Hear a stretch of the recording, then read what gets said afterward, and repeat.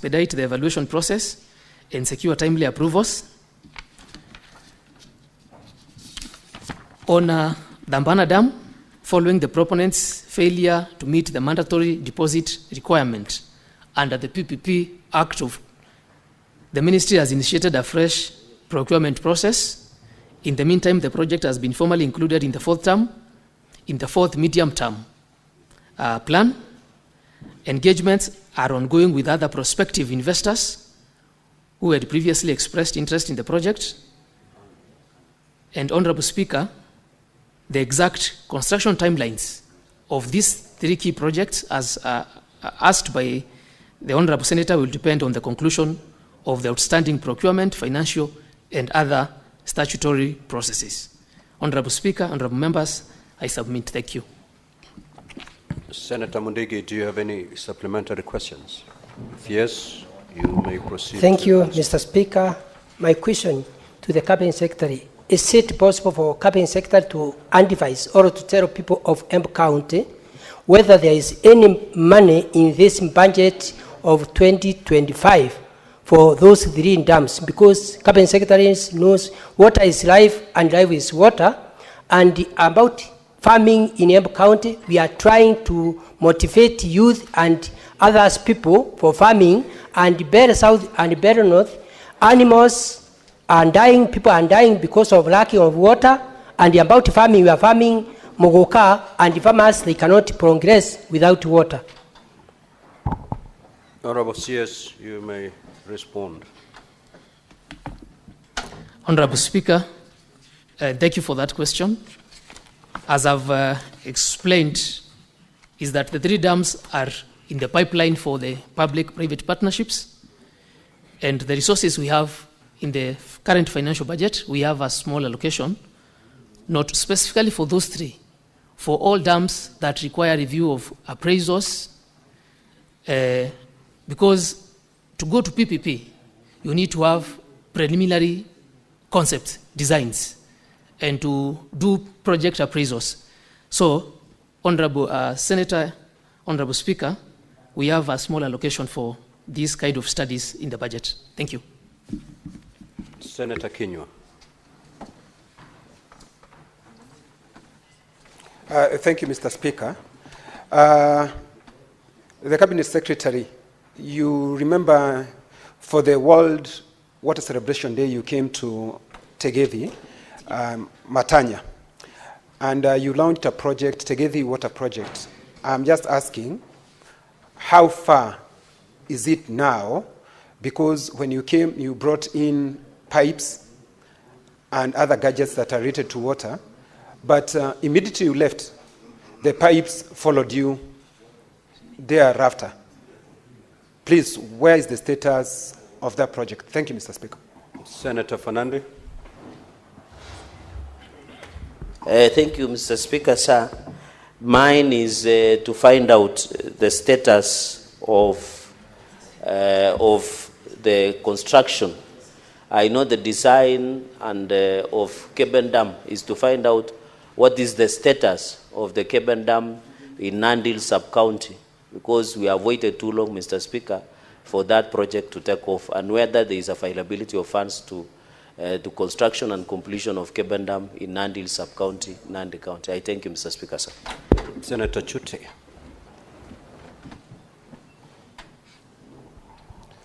Thank you very much, Honorable Speaker. Honorable Speaker, the CS was talking about concept note and also availability of funds. Honorable Speaker, the government, the Kenya Kwanza government, promised 1,000 dams. And so far, I want to ask the CS, out of the 3 dams, he has gotten 0 out of 3. So that means even achieving the 1,000, it is going to be 0 out of 1,000. My question is, there is a sewer line in Marsabit, not completed up to today. I want to ask the CS, because you have already 0 out of 3. If I add Marsabit, it's going to be 0 out of 4. When are you going to complete that irrigation system in Marsabit town? And when are you going to visit Marsabit to tell the people of Marsabit when this project will be complete? Thank you very much, Honorable Speaker. Senator for Kilifi County, the Honorable Majaya.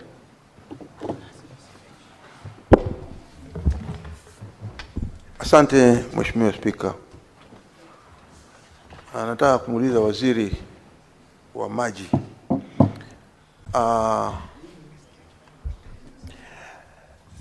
Ni lini lile bwawa lililoko katika eneo bunge la Ganze linaitwa Rare Dam, ni lini lile bwawa litamalizwa kujengwa, na vile vile ili bwawa hilo liweze kusaidia wananchi walioko ndani ya Ganze constituency na Kilifi kwa ujumla? Kwa sababu wanawaziri, ni kama vile wanavyoelewa kwamba nyakati fulani rais wa Jamhuri ya Kenya Mheshimiwa William Ruto alikuwa maeneo bunge ya Ganze na akaenda katika ile eneo la huko Rare, mwenyewe akaliona na akaahidi ya kwamba hili bwawa la maji la Rare Dam litaweza kumalizwa ili kuweza kumaliza ukame ndani ya eneo bunge la Ganze. Ni lini mnapofikiria kwamba wewe kama waziri wa maji utaweza kufanya hiyo kazi ambayo rais mwenyewe aliweza kuahidi watu wa Ganze katika Kilifi County? Asante. Senator Kisang. Thank you, Honorable Speaker. Honorable Speaker, mine is to the CS. I wanted to know the status of rehabilitation of Singora Dam, which is supposed to benefit the community and also Singora Girls High School. Senator Manzo. Thank you, Mr. Speaker. At the B, the Cabinet Secretary has talked about PPPs, and I want to ask him, what's the success rate of these PPPs, and have you done any? What's the statistics? Have you done any successfully? Have you gotten any investor interested to work with your ministry to make sure that these dams succeed? Thank you, Mr. Speaker. Honorable CS, you may proceed to respond. Before you respond, let's take just one question from Senator Kavinda. You may proceed, Honorable Senator. Thank you, Mr. Speaker. I just wanted to know from the CS about Maruba Dam, where it is, and if there is any allocation this year, this financial year, to complete the work in Maruba Dam, which is very key in Machakos County, and especially Machakos Town, and Yatta Canal, Yatta Dam and Yatta Canal. What is the status? When is the completion of these 3 dams? Thank you, Mr. Speaker. Honorable CS, you may now respond.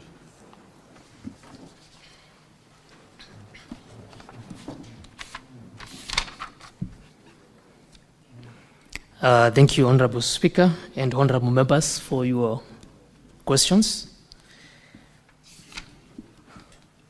There was a question on Tigivi water project. I am aware of that project. If the Senator can allow me, Honorable Speaker, to give you a detailed status on that, I would really appreciate, because I know the finer details is required, especially on that kind of a small project of water supply. Please. The question by Senator Cheregei on Kebendam. Senator Cheregei, Kebendam is a key project in Nandi, and we have already advertised this dam under EPCF. Evaluation is ongoing. We already have a consultant who is doing this, and this is in the progress of taking shape. EPCF projects take time, especially in evaluation and procurement. There's a question by Honorable Chochi on the 1,000 dams. And this is what I've explained, that the speed which we expected the uptake of PPPs in water, this also couples with the question from Honorable Manzo, has not taken off. However, we have done a diagnostic analysis on how to make water projects, especially high-intensive, capital-intensive infrastructure, feasible to the ministry. And this has been a challenge that we are working to resolve. Because, as I said, our cost recovery tariffs are not in place. The question on Masabit sewerage, I know that is ongoing and it has taken time, and that you're right. Allow me to give a detailed brief on the status of this. There's a question on Rare in Ganze. Ganze, I know the challenges we have of water in Kilifi County specifically, and this also couples up with the, because we share a common water resource from Baricho that comes to Kilifi, it also goes to Mombasa. This challenge will be resolved. Apart from doing the Rare small dam, when we complete the master plan in Mombasa of Moache, so that we stop the water that comes from Baricho at Kilifi, so that it is shared in Kilifi, Malindi, and Mtwapa. So, on Rare, I can give you a detailed brief exactly on the same. There is a question on that has really come to the attention of the ministry, and this has come more often to the ministry, on Maruba Dam, which is in Machakos. Maruba Dam is one of our national urban programs that we are running as a ministry. And the infrastructure has been done. The pending problem is land composition to the people of Maruba. And I answered that question again in this house because we're in the process of NLC, the National Land Commission. Those are the people who evaluate and give us the amount to be paid. So the allocation we require here from the ministry is, from the government, is to start paying these people in piecemeal. Your Senator for Kilifi, you do not rise on a point of order again as the CS. So allow the CS to conclude. I will give directives on the issue you've raised about Rare. Proceed, Honorable CS. And to confirm to Honorable Kavidu that because we don't have the entire money to pay the people of Maruba, we plan to acquire those pieces of land in piecemeal. First of all, you start with the sections where the actual works will be going, because the remaining section will be the impoundment area that will be flooded.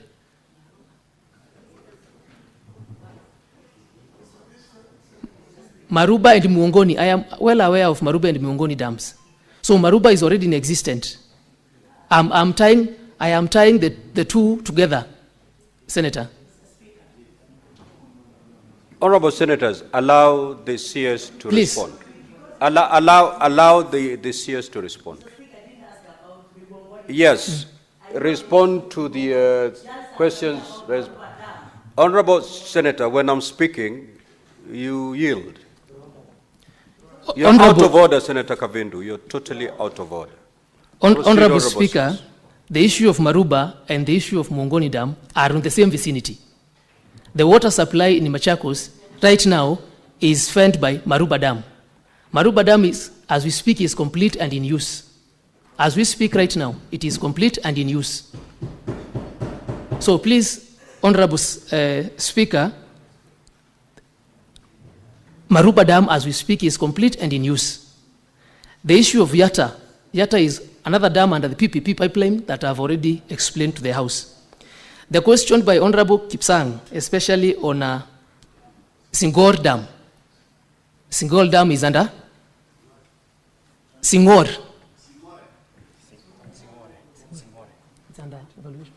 It is under procurement as we speak. And also the question by Honorable Manzo on the status of PPPs and whether we have some that have taken place. We have some under irrigation, but on dams, we are not yet to secure any of them to completion. Thank you. Thank you. Now, Honorable Senators, if you look at the clock, we have long used the 15 minutes that we had allocated to this question.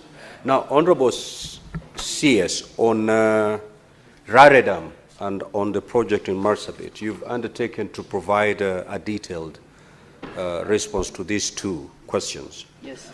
Do so in the next 7 days. Thank you. And the one that had been asked by the Senator for Tharaka Nithi, those three, file your detailed responses within the next 7 days. Thank you. Honorable CS, we have come to the conclusion of your session. You may leave at your pleasure. Thank you, Speaker. Thank you, members.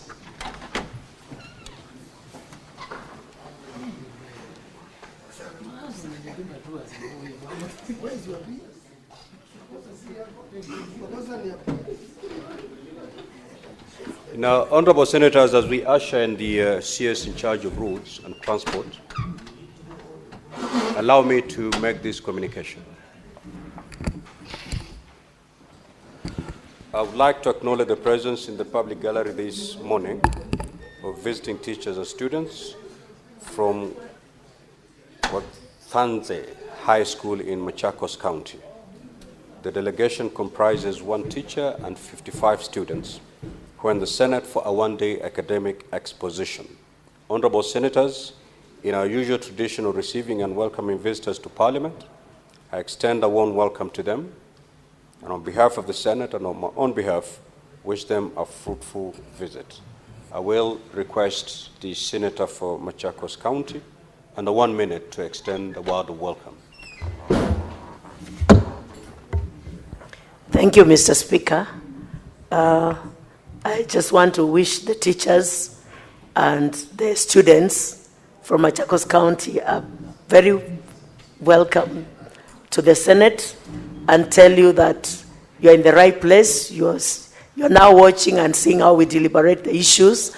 And I'm sure when you put your great efforts in your studies, some of you may end up in the Senate and others in many various places. May God bless you as you have your day at the Senate today. Thank you, Mr. Speaker. Thank you. Clerk, kindly usher in the CS in charge of roads and transport.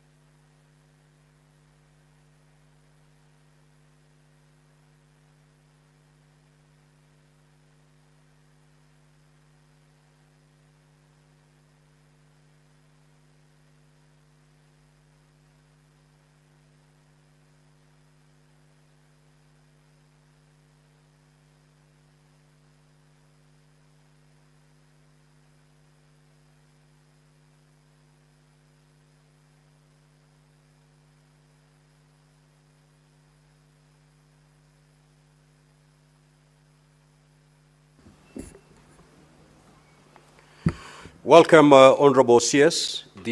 You have 9 questions to respond to this morning, and therefore this is my guidance as far as time management is concerned.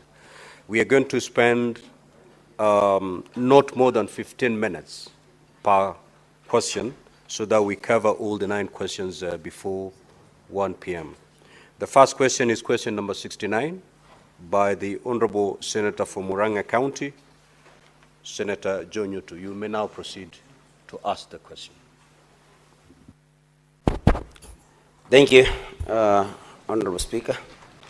My questions to the CS is A, why does the Kenya National Highways Authority, KENHA, use privately owned motor vehicles for patrol on highways? B, who owns these patrol vehicles and how are their services procured?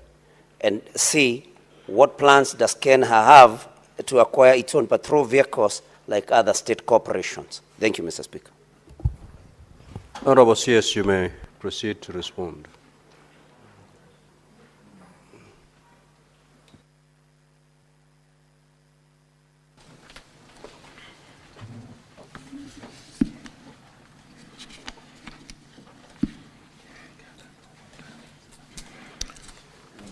Thank you, Honorable Speaker, Honorable Members of Senate. I'm happy to be here this morning to respond to the various questions. And let me respond to the question by Senator for Tharaka-Nithi, Senator sorry, is that? Honorable CS, you're responding to question number 69 by the Senator from Murang'a County. My paper, the person who has got my papers has been locked outside.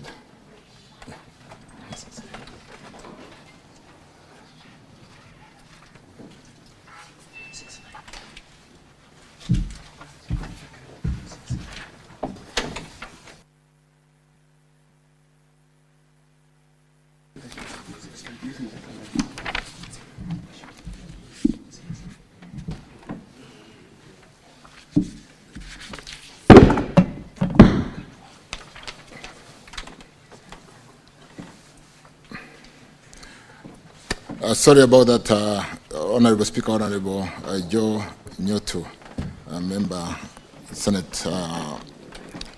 from Murang'a County. And let me straight away go to the answer to the question on Kenya and the specific question, why does Kenya National Highways Authority use privately owned vehicles for patrol on highways? Who owns these patrol vehicles? And what plans does Kenya have to acquire its own patrol vehicles like other state corporations? Mr. Speaker, sir, I beg to respond. The Kenya National Highways Authority, Kenya, utilizes privately owned motor vehicles as it outsources road maintenance works through performance-based contracts.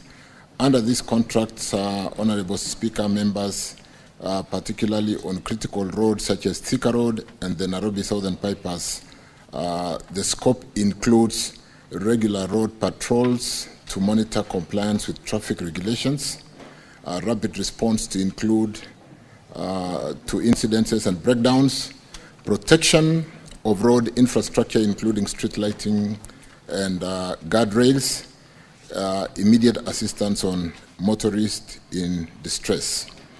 The arrangements, Honorable Members, Speaker, ensures efficient maintenance while enhancing overall road safety. And on the patrol vehicles that are owned, the patrol vehicles are owned by performance-based contractors who are basically assigned the contracts on the performance-based contracts. In terms of maintenance, contractors who are competitively procured in compliance with the Public Procurement and Assets Disposal Act 2015 through the open tender method. Honorable members, on the final question, the authority does not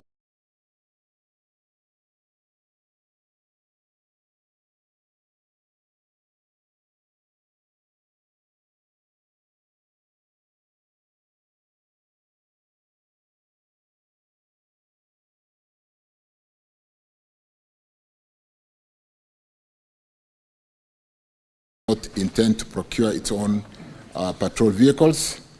for maintenance. Though Kenha outsources its road maintenance services, it's not very clear from the response why Kenha officers would use privately owned motor vehicles, because this is not a road maintenance.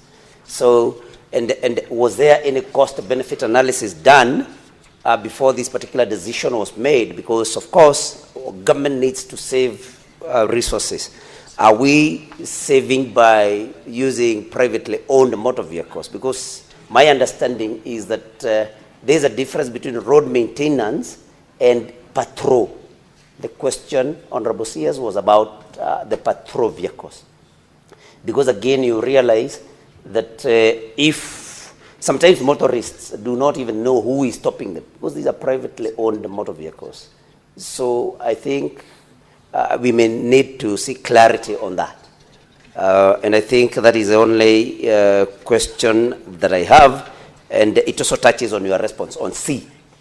Because we need to know, is the cost-benefit analysis, has it shown that we are better off, we'll save state resources through privately owned motor vehicles and not motor vehicles owned by the corporation? Thank you, Mr. Speaker. Honorable CS.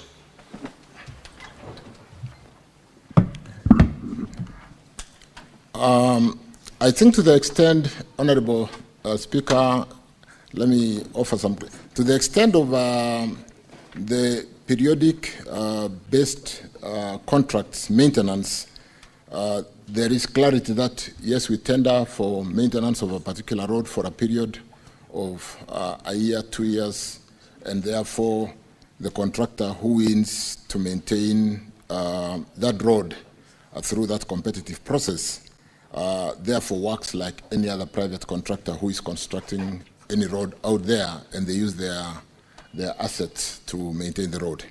To the extent of the Kenya staff inspecting the road and using their vehicle, that is an area where we need to get clarity, because Honorable Nyoto then would have a point to the extent that yes, we should be inspecting the roads using Kenya vehicles, and yes, we have Kenya vehicles to maintain the vehicles, to maintain the roads, or to inspect the roads for that matter.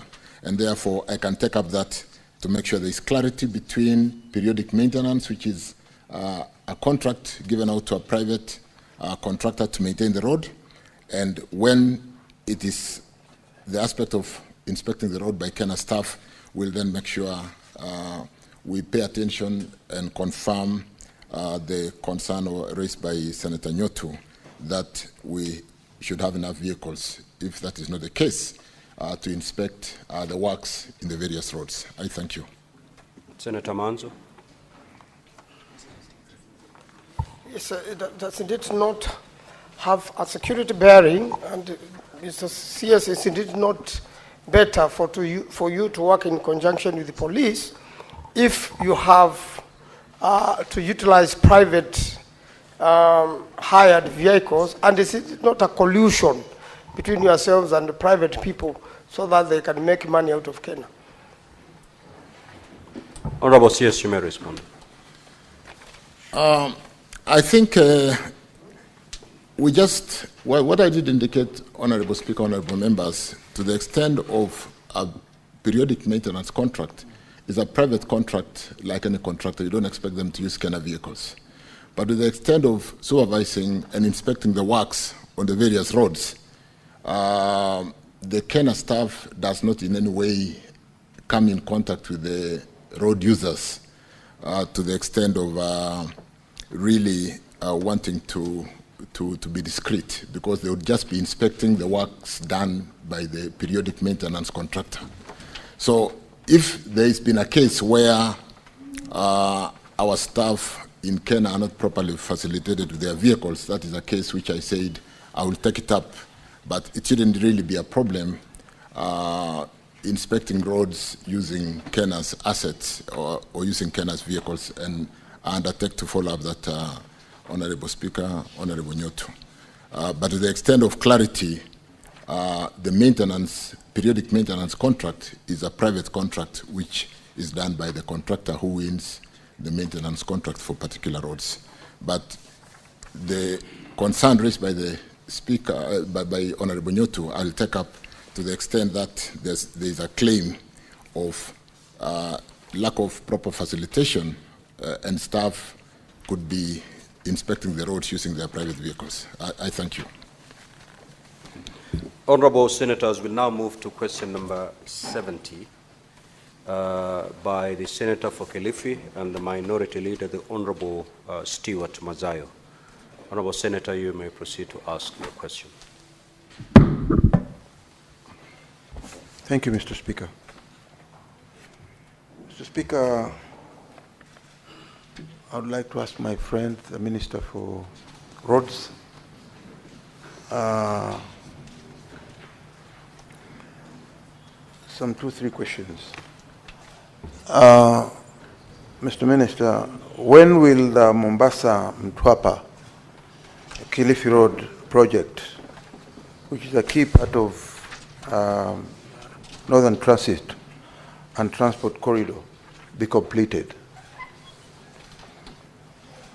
Number 2, are there any plans to install lighting at the Kibarani Changamwe interchange in Mombasa County to enhance security and vision for motorists at night?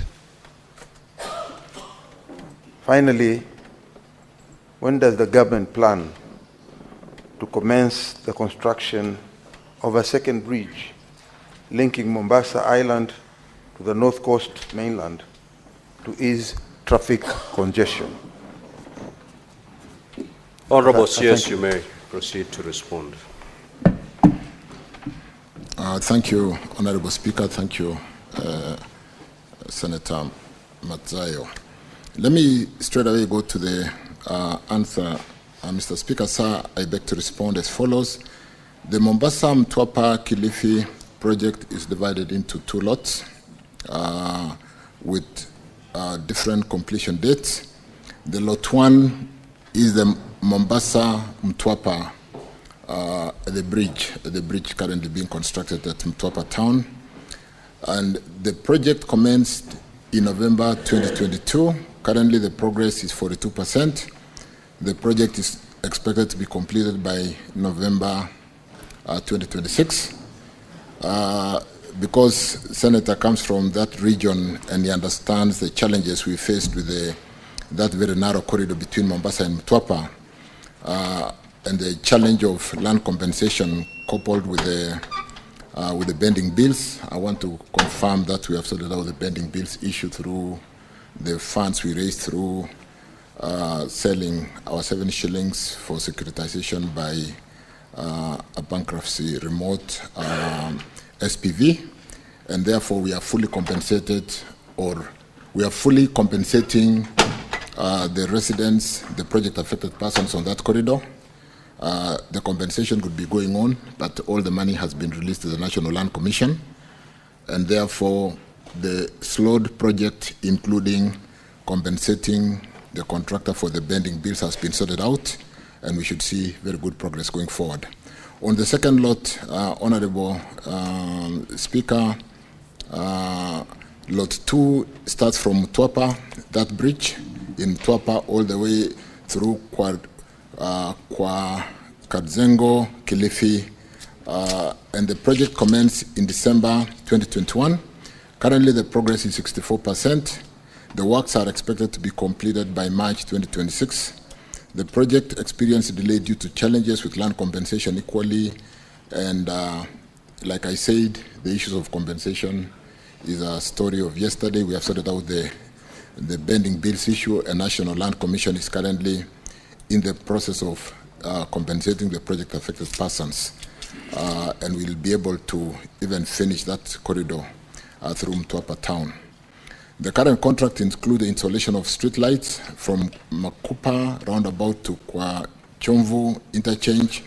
Implementation is scheduled to commence in June 2025, which is just about now. And on the third question, the ministry through Kura is undertaking a PPP project for the second Nyali Bridge, which is still at preliminary stage. But let me hasten to basically say with the road infrastructure works going on in the coast region, we really need to finish that Nyali bridge so that connectivity with the works that has been done in Mombasa, in Kwale and Kilifi can basically seamlessly connect that great city of Mombasa or the coast region. I thank you. Honorable Mazayo, if you have any supplementary questions, you may proceed to ask.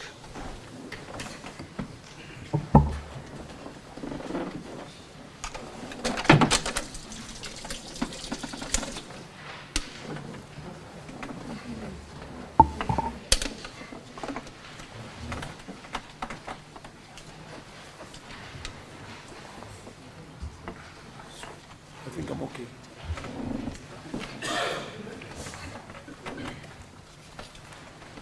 No, I think Senator Mazayo, do you have any supplementary question to ask? I felt I haven't organized myself. Okay, organize yourself as I give opportunity to your colleagues. We'll come back to you. Senator Faki. Asante Mheshimiwa Spika kwa kunipa fursa hii. Mheshimiwa Spika, kwa sababu za ujenzi wa barabara ya Mombasa Malindi,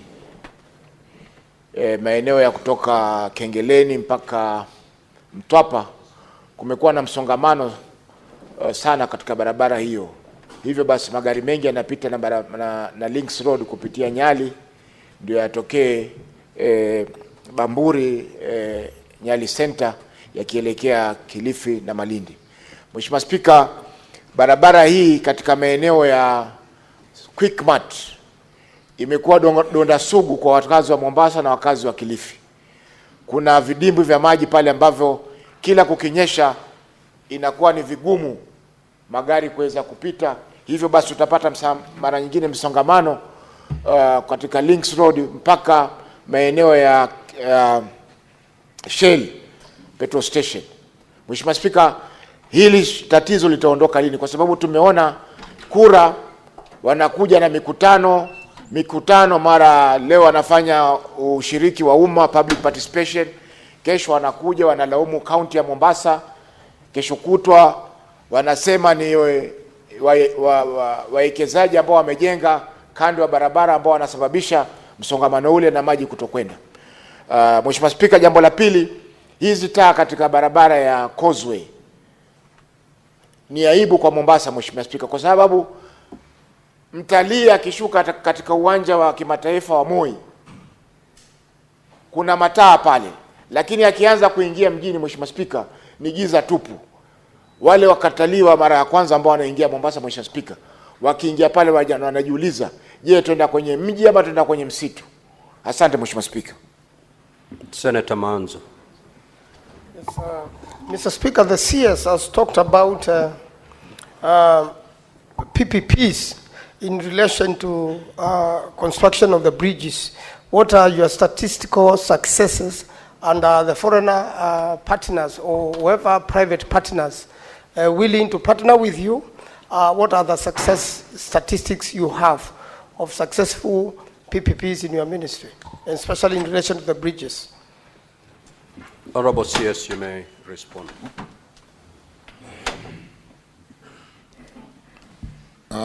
Let me beg to answer Senator Faki's question in English. Ndio nisichanganye sana.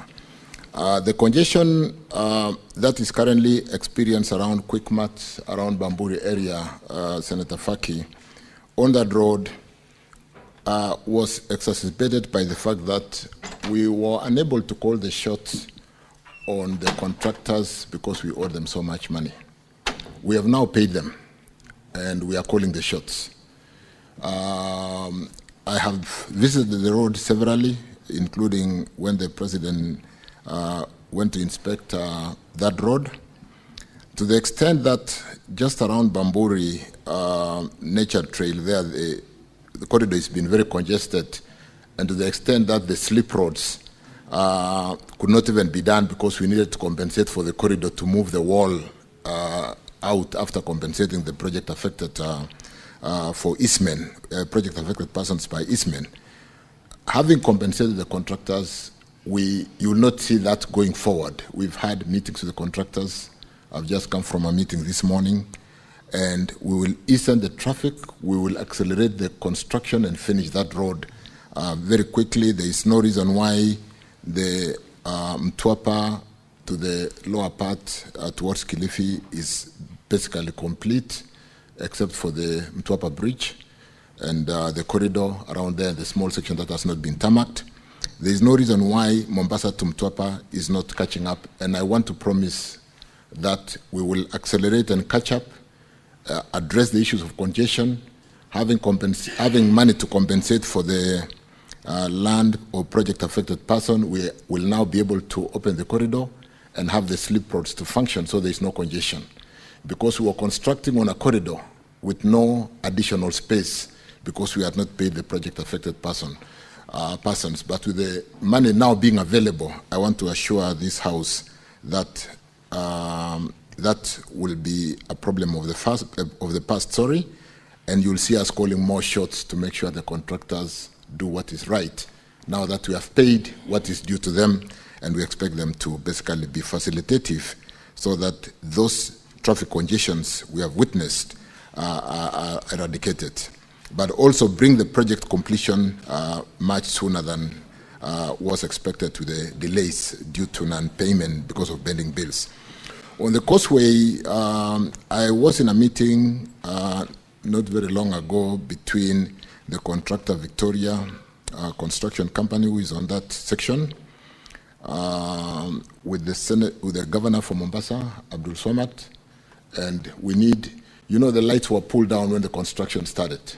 And with the construction being completed now, with that bridge at Kwachomvu, which will finish in the next maybe 1 month, 2 months. Let me promise 2 months. The bridge which was hanging there around Synergy, because we were also unable to compensate Synergy to give us space to finish the bridge. So the bridge was built going up, and the dropping side had been hanging there for 5 years. That bridge is being built and it's being now completed, and the lights are in a progression of being restored with the completion of that road, so that when the clients arrive at Mombasa Airport, we don't have them getting into that darkness that has been experienced over the long delayed construction.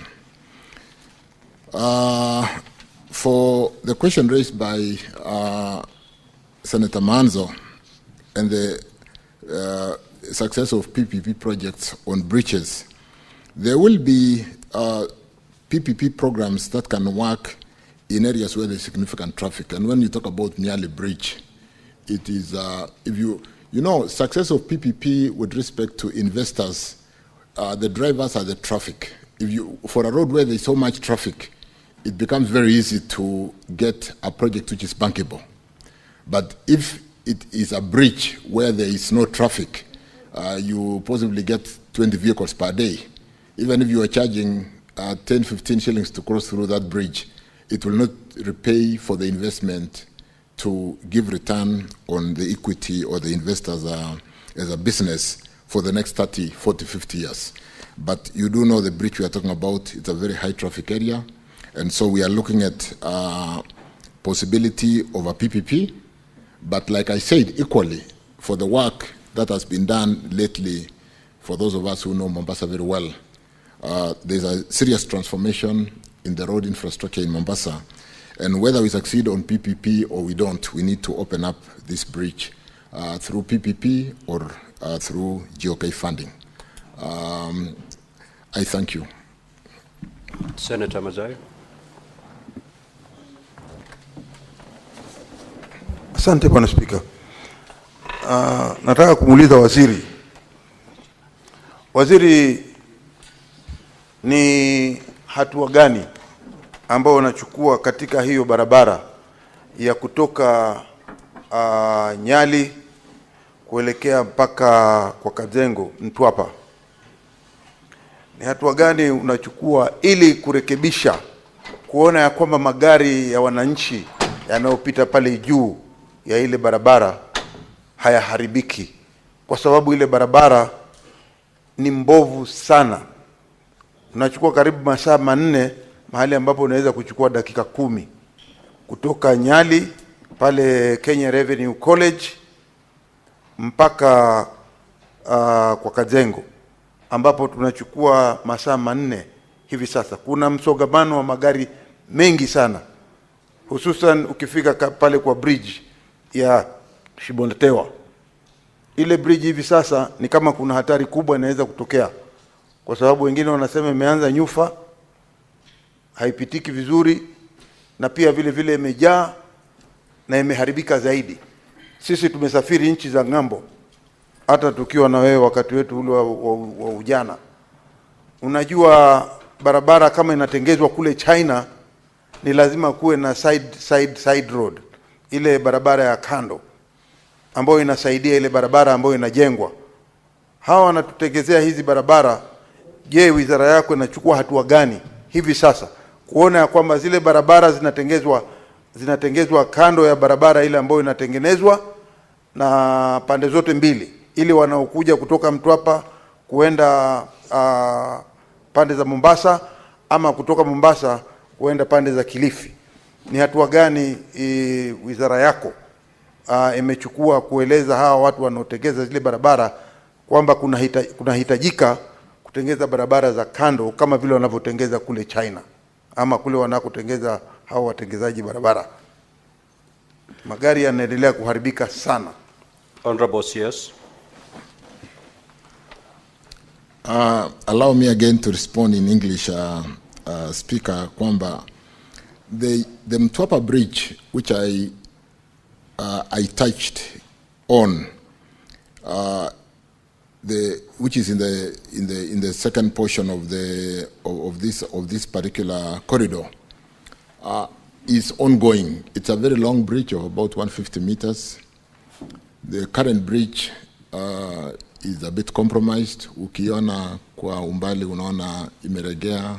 There's a problem. I know what the senator is talking about. I've been there a few times. And like I said, Honorable Speaker, members, we have compensated the contractor on that road for bending bills. We have compensated the land affected persons, the project affected person within Mtwapa town, so that we are now able to connect the second section which is complete to the Mombasa side over the bit of compromise bridge. But I am confirming, Honorable Speaker, Honorable members, that we are accelerating the completion of this bridge. Now that we've got financing on this particular road, we've paid for project affected persons on that corridor about 2 billion, which is currently in progress. We've released the full funding to the National Land Commission, and compensation is going on as we speak. Shida ni kwamba when a project takes too long, you try to compensate, you find that the people who were initially in the list, there's succession issues and so on and so forth.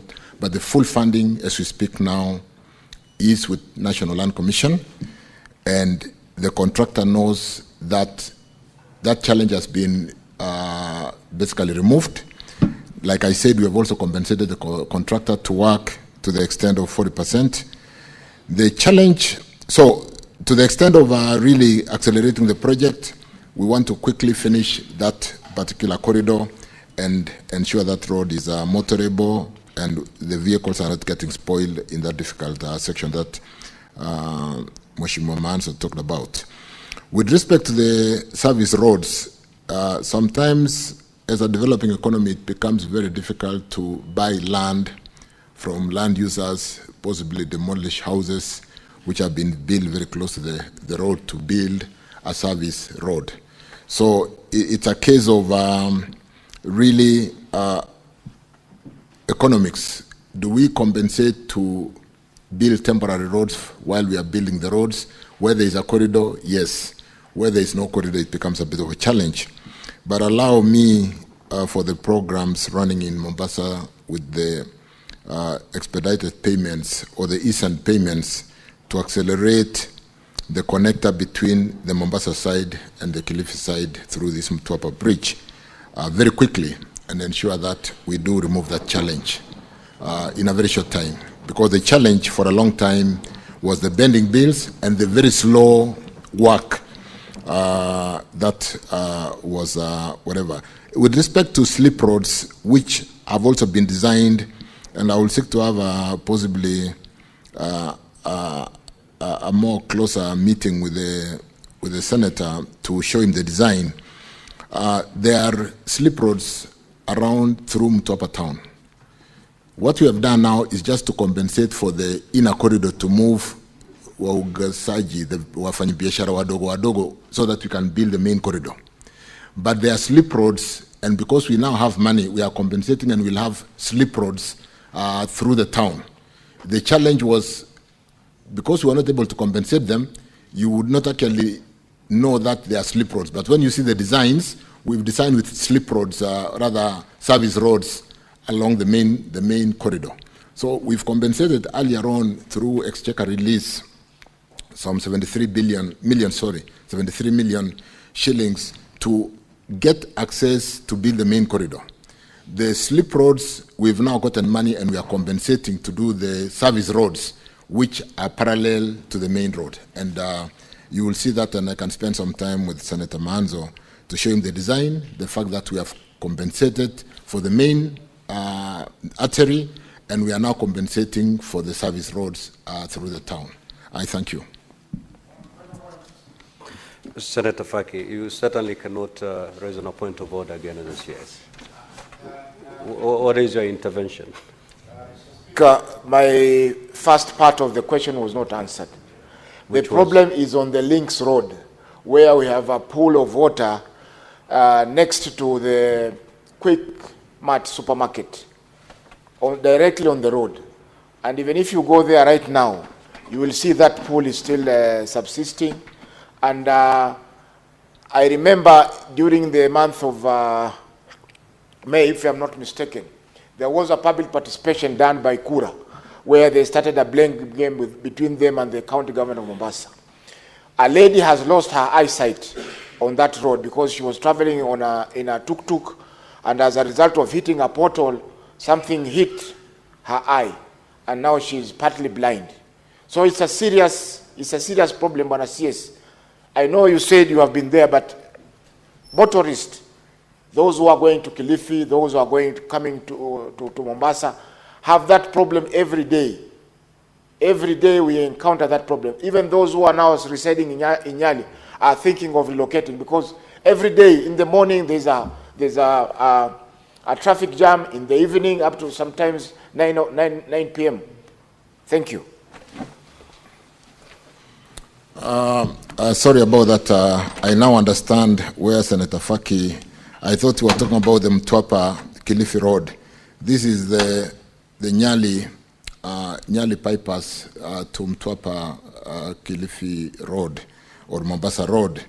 And I know the exact location, and in my last visit to Mombasa, this was #1 agenda with the governor, where on either side of this particular road, where there's a kind of depression, there are developments on both sides. There's a hospital on one side, they've built a wall, and there's no way to drain the water on this very low section.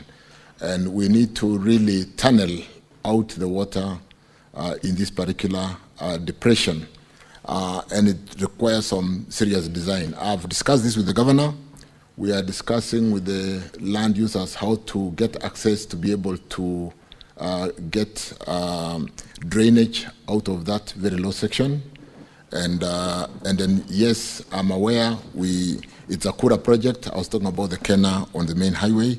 And let me undertake to follow up what Kura has done on this particular one. But it was more of the city plan to basically allow for development without drainage pathways.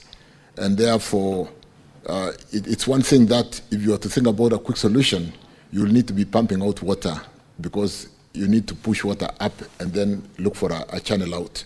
But we need an access to be able to develop a drainage from that low section. And then therefore, yes, I'm aware of that. We've discussed with the governor, and I will pick it up with Kura to see how far we are, Honorable Speaker. Thank you, Faki. Asante. We now move to question number 85 by the Senator for Kilifi. You may proceed to ask the question.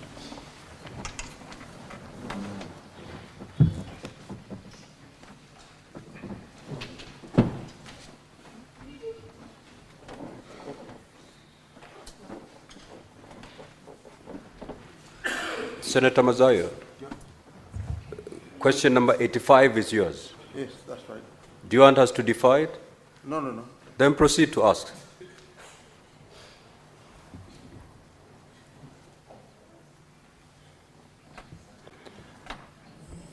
Bwana Waziri, na imani ya kwamba unaelewa vile nitakavyokuuliza maswali haya, hususan ni kwamba yanahusu Kilifi County. Je, Bwana Waziri, kwa barabara na uchukuzi, unaweza kueleza ni hali ya hisia ya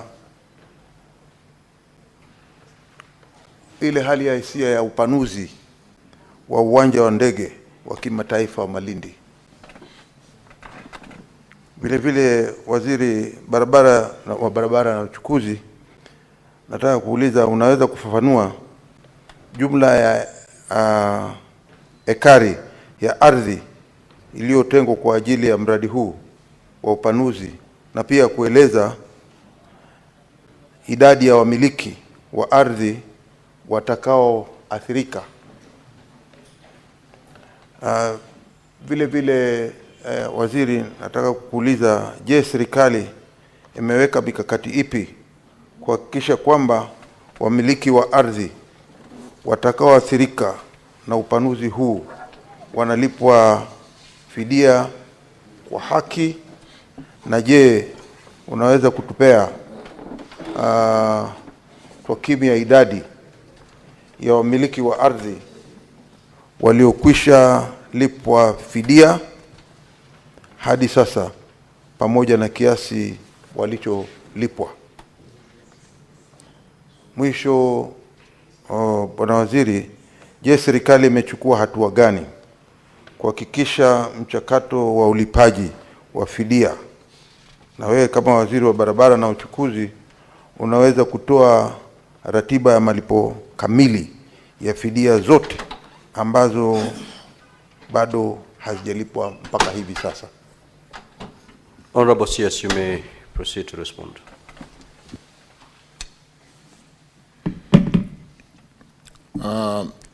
Thank you, Honorable Speaker. Thank you, Senator Mazayo. Again, because the question was filed in English, I responded in English, and I hope we have the printed response with honorable members. Honorable Speaker, I'm pleased to appraise this House on information sought regarding the status of compensation framework for the planned expansion of Malindi International Airport, communicated through our letter reference Senate 4S/4-Q/2025-051 dated 11 June 2025. The status and compensation framework for the planned expansion of Malindi International Airport, Honorable Speaker, was declared, or rather Malindi International Airport was declared an aerodrome via a Gazette Notice number 1161 of 8th March 1961, commonly referred to as Aerodromes Control of Obstruction Ordinance Annex 1. The Gazette Notice described Malindi Aerodrome as an unsurveyed area measuring approximately 231 acres.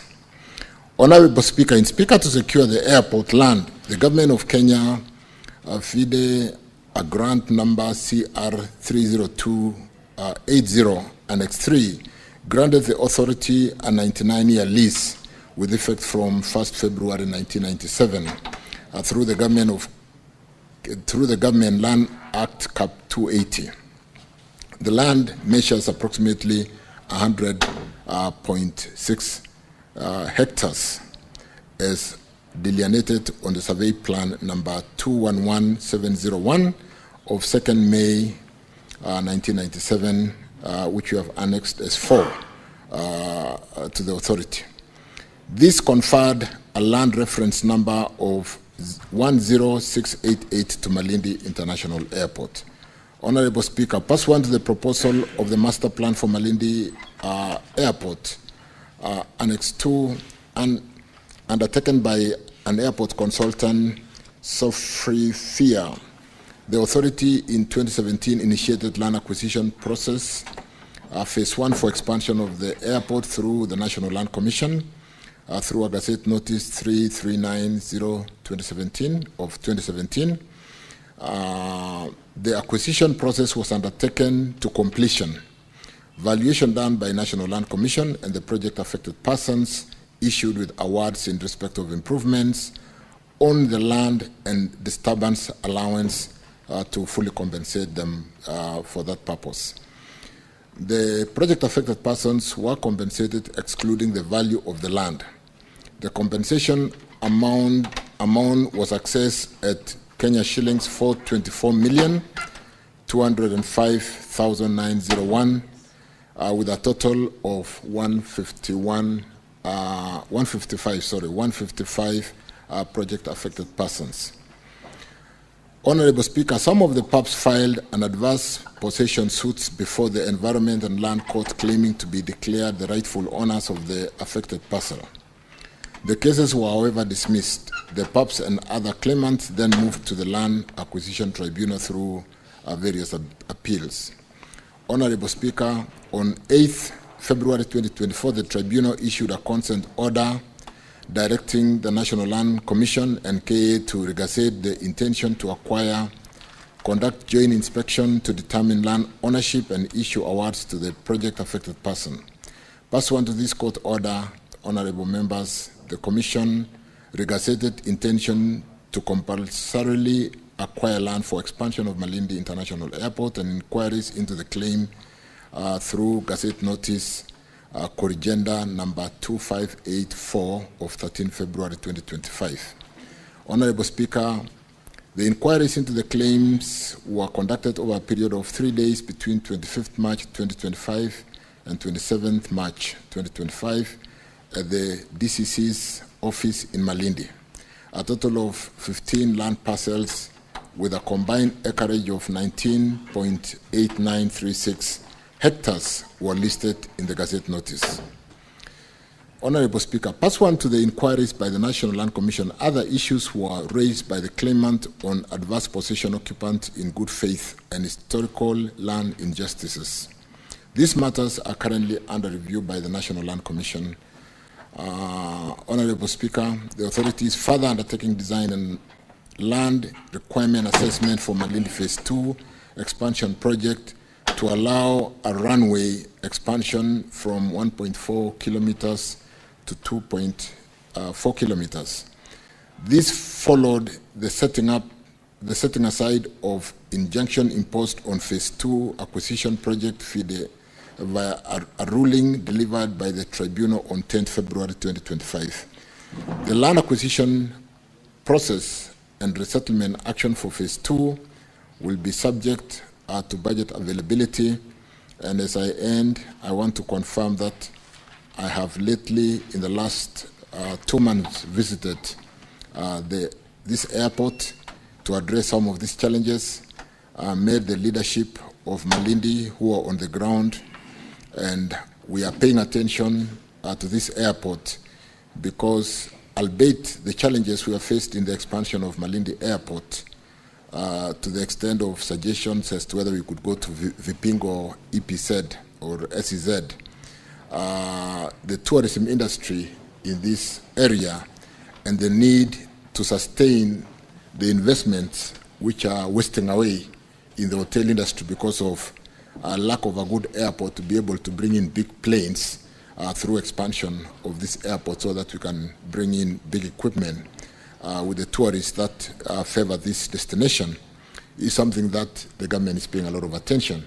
And I want to confirm that this is a top priority amongst the airports that we are paying attention to be able to grow our economy, bring in more tourists into this economy, and support that hotel industry that is invested by majorly the nationals of Italy. I've met the ambassador lately in my office, and we are looking for quick ways of correcting and expanding this airport to this 2.4 kilometers. I thank you, Speaker. Thank you. Senator Mazayo, do you have any supplementary questions? Bwana Waziri,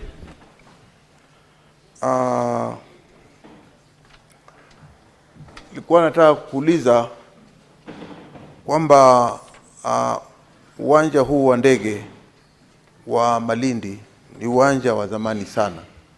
Hata ulikuwa zamani kabla hata Kisumu Airport haijatengenezwa.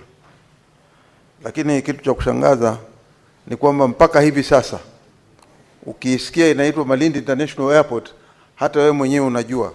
Ukija kule kama kwa holiday ama weekend, unapata ya kwamba kiwanja kile hakiko katika status ya Malindi International.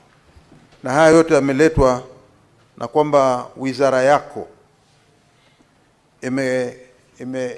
imesusia ama imekataa ama haifanyi juhudi zozote kuona ya kwamba wale wawekezaji, kuna wawekezaji kama kina Flavio Biatore ambao walikuwa wako tayari kupanua hicho kiwanja katika mipango ama mikadirio ya wewe ya wizara yako na wale walioko tayari kutoka Italy kupanua kile kiwanja.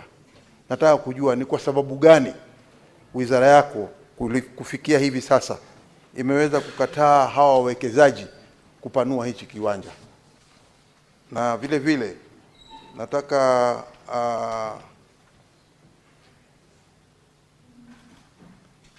kukueleza ya kwamba hata ikiwa ni wakati wowote kuanzia hivi sasa kuna hitajika kupanuliwa kiwanja cha Malindi, wako wawekezaji ambao wamejitolea tayari, ambao wako tayari kutengeza hichi kiwanja.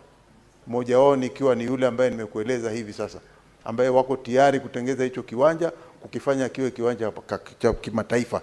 Je, unaweza kueleza kwamba hawa wawekezaji wameweza kufanya mikakati ama ushirikiano gani na serikali ama na wizara yako ili kuona kwamba kiwanja hichi kimeweza kupanuliwa kikawa kama status ya wale watu wengine kama Moi International ama Kisumu International, tupate ikiitwa Malindi International, inaitwa Malindi International kikadirifu ama vile inavyotakana kuitwa. Asante Bwana Waziri. Honorable CS.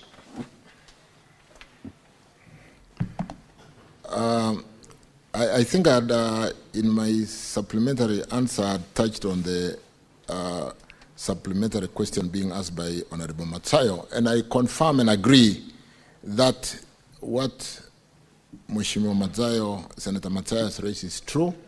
This is a critical, important airport for the kind of tourist destination we're talking about of Malindi in Kilifi County. And therefore, it's of uttermost importance for the government to address the concern Senator Matsayo has raised. The challenge in Malindi is not the infrastructure development. It has been more on the getting the runway expansion. On the front side of the Malindi is a very high population that has been very expensive to resettle, but that we must resettle if we are going to expand this airport, and we are going to do that. The other challenge is a road on the other side where the airport would cut through the road, the Mombasa-Malindi road. And so we're paying a lot of attention. We rely on tourists as a major GDP contributor into our economy. I think, Honorable CS, the question was, there are investors, private investors, who are willing to put their money in the expansion of Malindi Airport. But your ministry seems not to be in sync with these investors. what is the problem? That's what the Honorable Senator has just asked.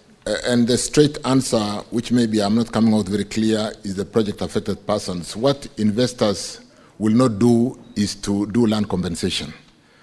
And we do not wish to basically concession the 1.4 kilometers. We want to expand to 2.4 kilometers.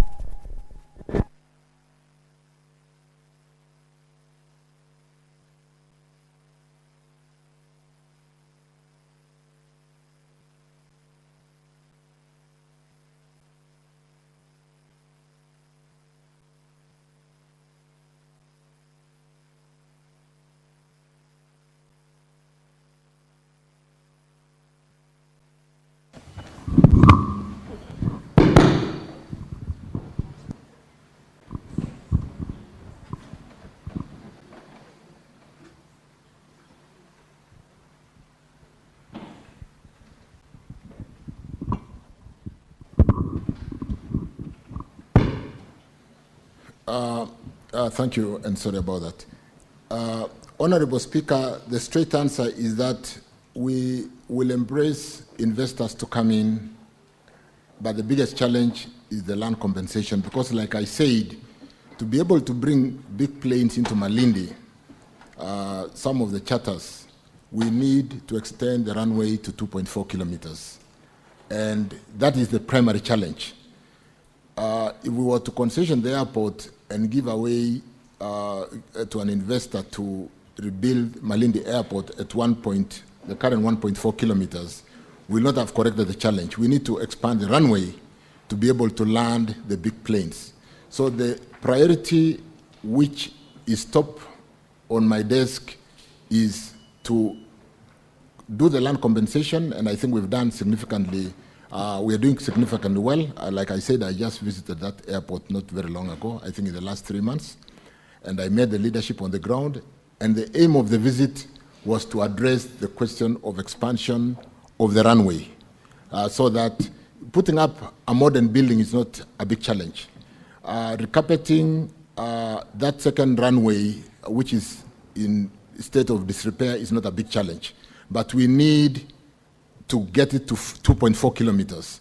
And therefore, the big challenge to bring investors is more of the land acquisition and paying the project-affected persons so that we can expand and bring the big planes, which today would land in Mombasa and transport the tourists by road.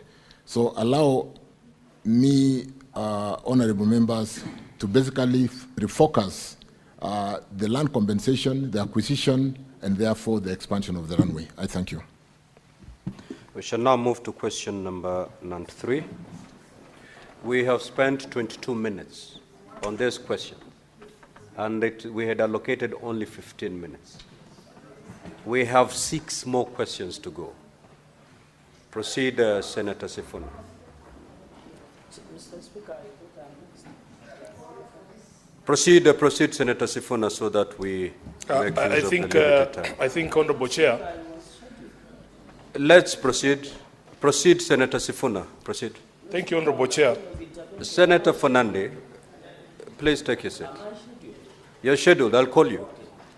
Thank you, Honorable Speaker. I think members have forgotten that there was an advisory that priority would be given to the senators who asked questions, and then we'll hand over the CS for supplementary questions. If I'm not wrong, Honorable Speaker. My question is number 93.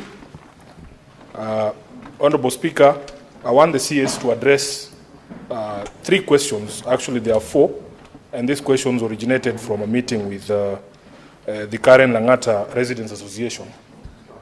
Honorable Speaker, can the CS tell this House what is the current progress of works on the Riruta-Ngong railway line project, whose construction was commissioned in 2023? Secondly, could the Cabinet Secretary provide comprehensive details on the rationale for initiating the project, including the source of funding, the design framework, feasibility studies conducted, environmental impact assessment, and the economic justification supporting its implementation?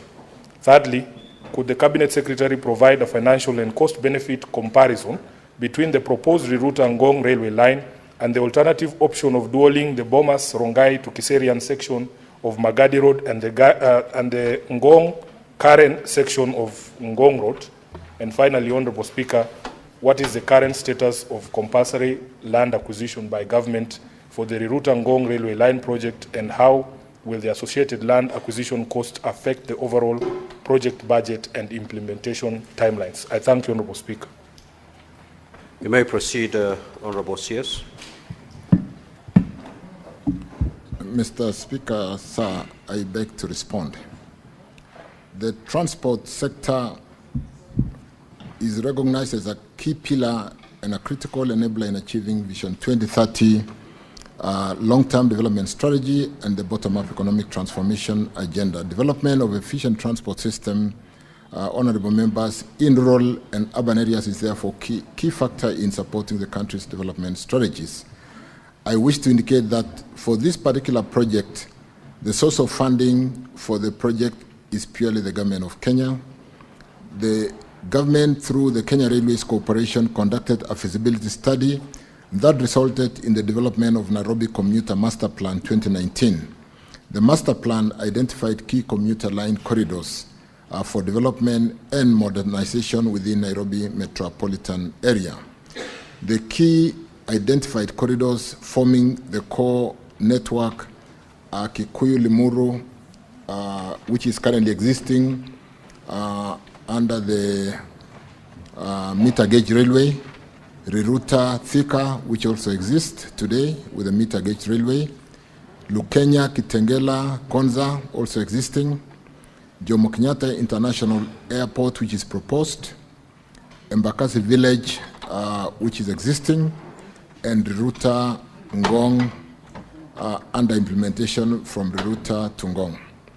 Riruta Ngong commuter line, which will be linked to the revitalized Nairobi railway station, is also one of the commuter lines identified as critical transport infrastructure under the prioritized integrated transport system for decongestion of Nairobi metropolitan area.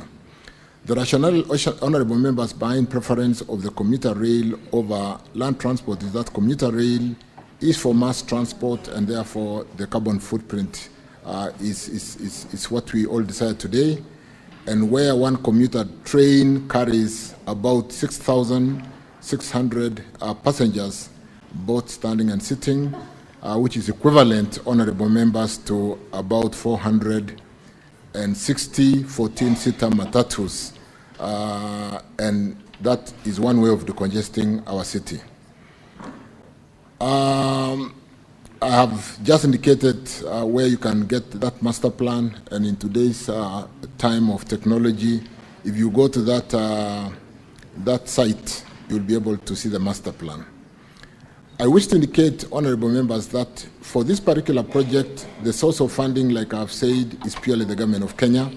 Mr. Speaker, sir, as regards environmental social impact assessment study, the same was conducted in line with the Environmental Management and Coordination Act 1999. Attached herewith is Annex 2 is a copy of NEMA's license number NEMA/EAI/PSL/35081.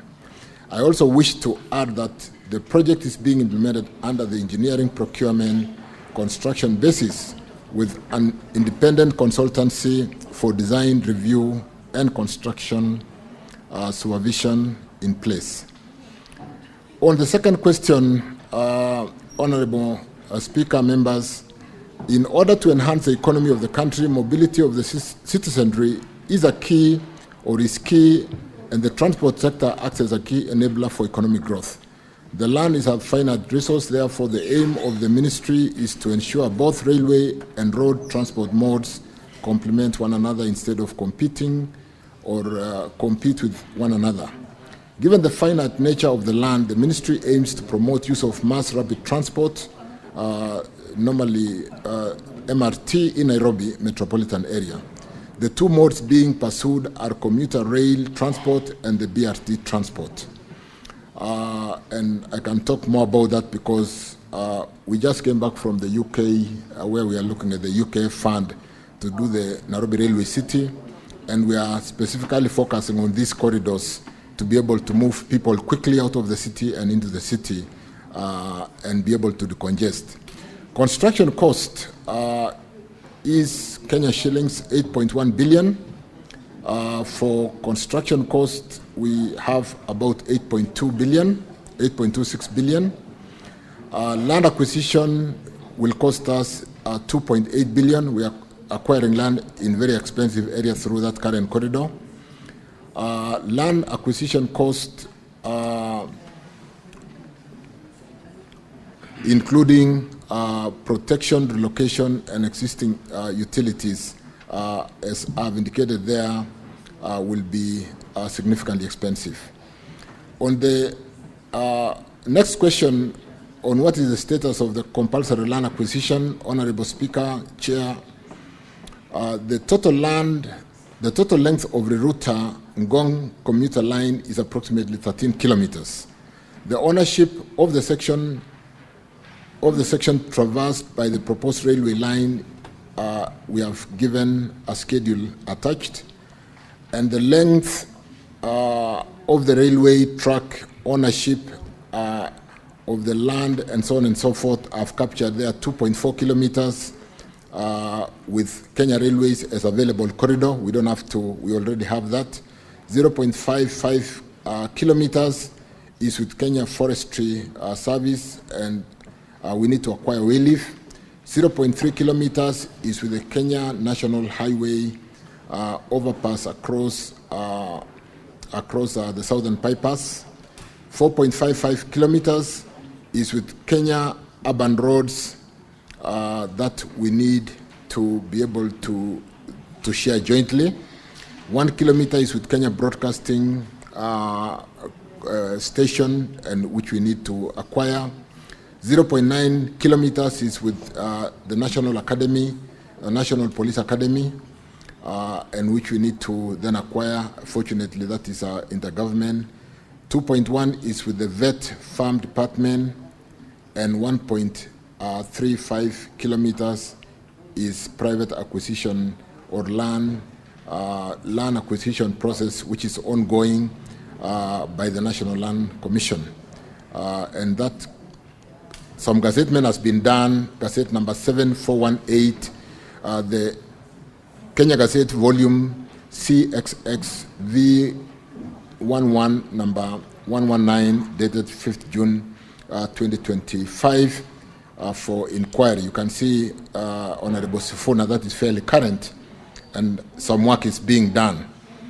Let me just hasten to add that with the Nairobi Railway City having been pronounced by the leadership as a priority project to be able to recalibrate and give new life to that piece of 438 acres of land sitting with the Kenya Railways.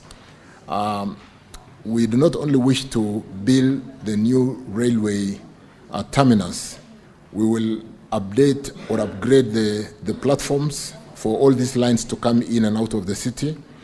We will build a public realm for the people arriving at a capacity of 30,000 persons per hour.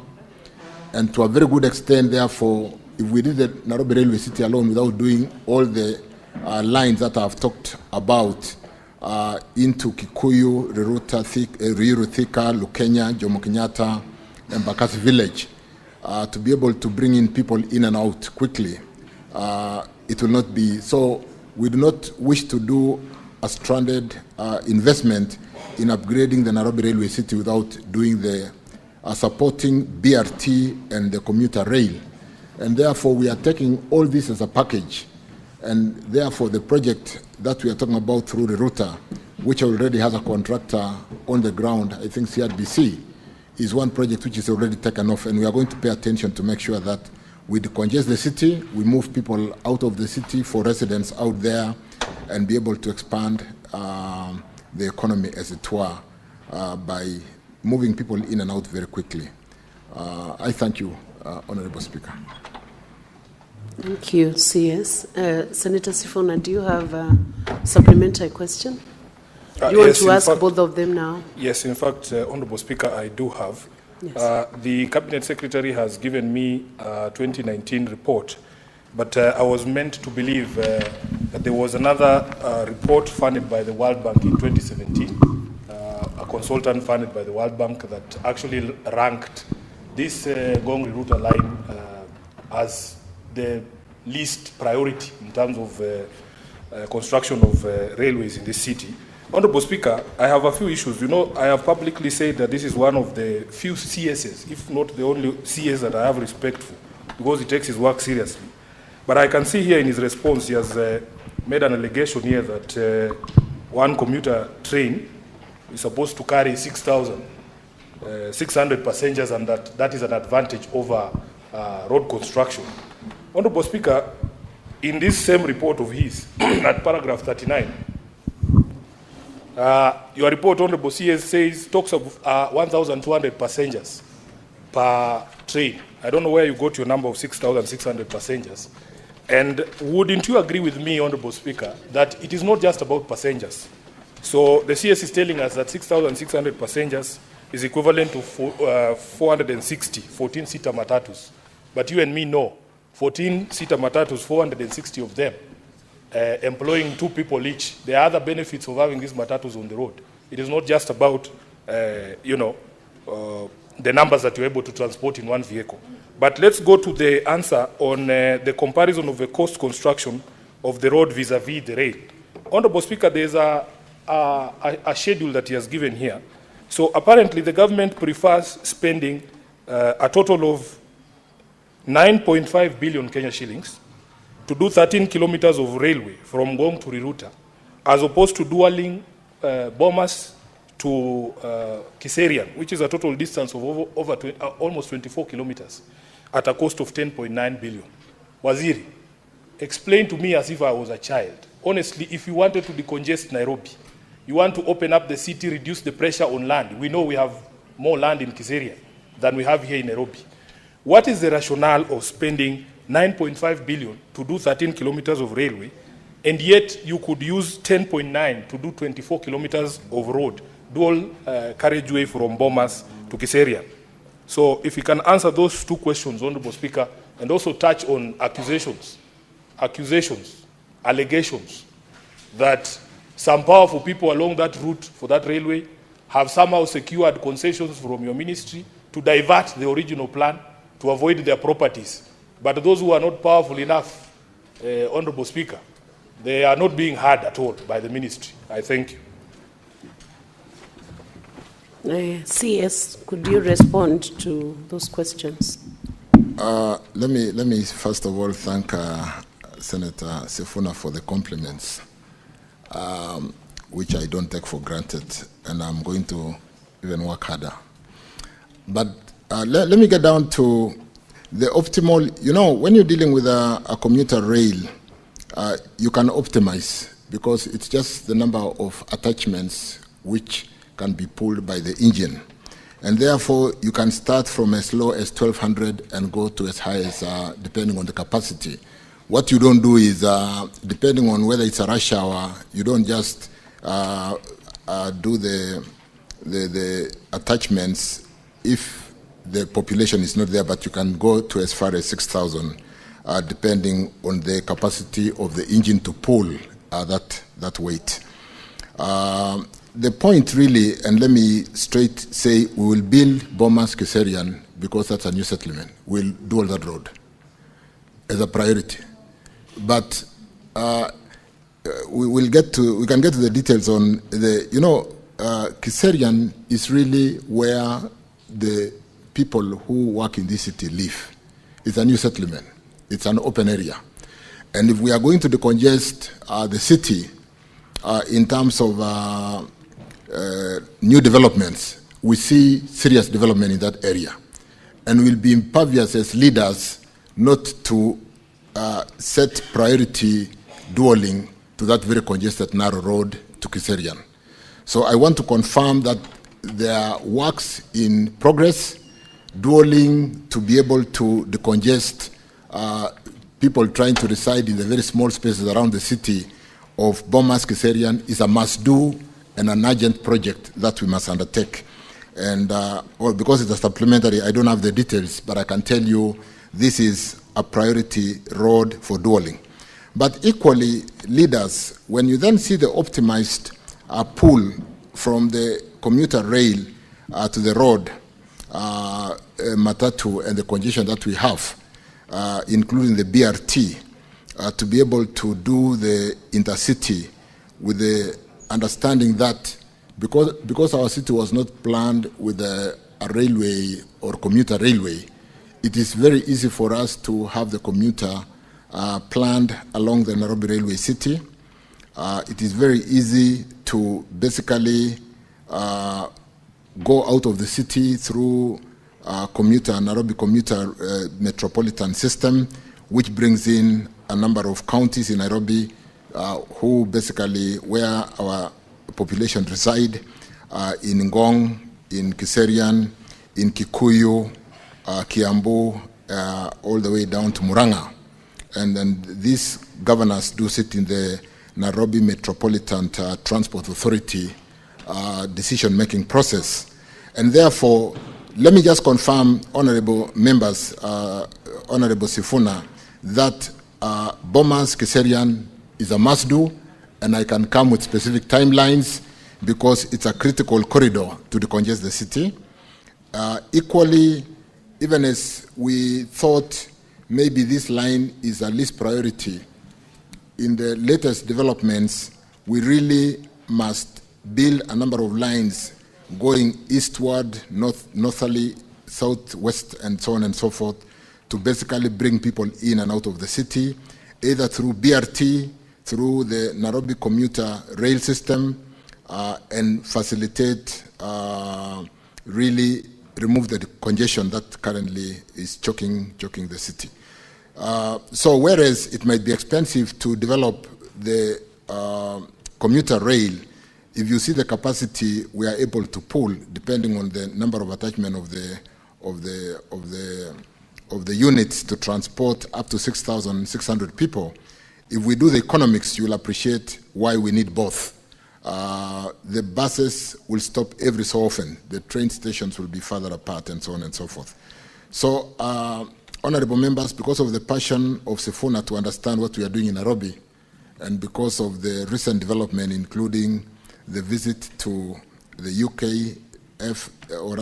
to see the King's Cross development of what the city can look like when you develop a dilapidated facility like the railway housing the railway land, which sits on about 438 acres. I would like to spend time with Sifuna so that as a senator of Nairobi, he can appreciate what we are doing to basically decongest the city, give a new life through development of those 438 acres sitting under the Nairobi, the Kenya Railway, and be able to move people in and out of the city very quickly. And we are doing this as a package. We do not just want to do the railway city. We want to do the BRT lines, including the line that starts from Kenol and which has been stranded for a while, coming through Ruiru all the way to the Nairobi Railway station, and the line going to Kikuyu, the line going to Ruta.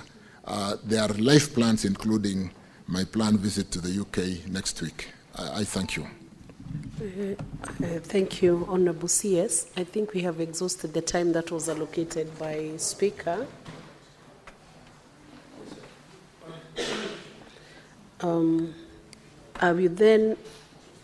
I will allow just one question because the time for that question has been exhausted. Otherwise, it will be difficult to complete the questions that we have with the CS today. So I'll give Senator Okongo Mugeni to ask one question, and then we will call it a day on those questions. You still find another chance maybe with the next question that he answers. He's still on his feet.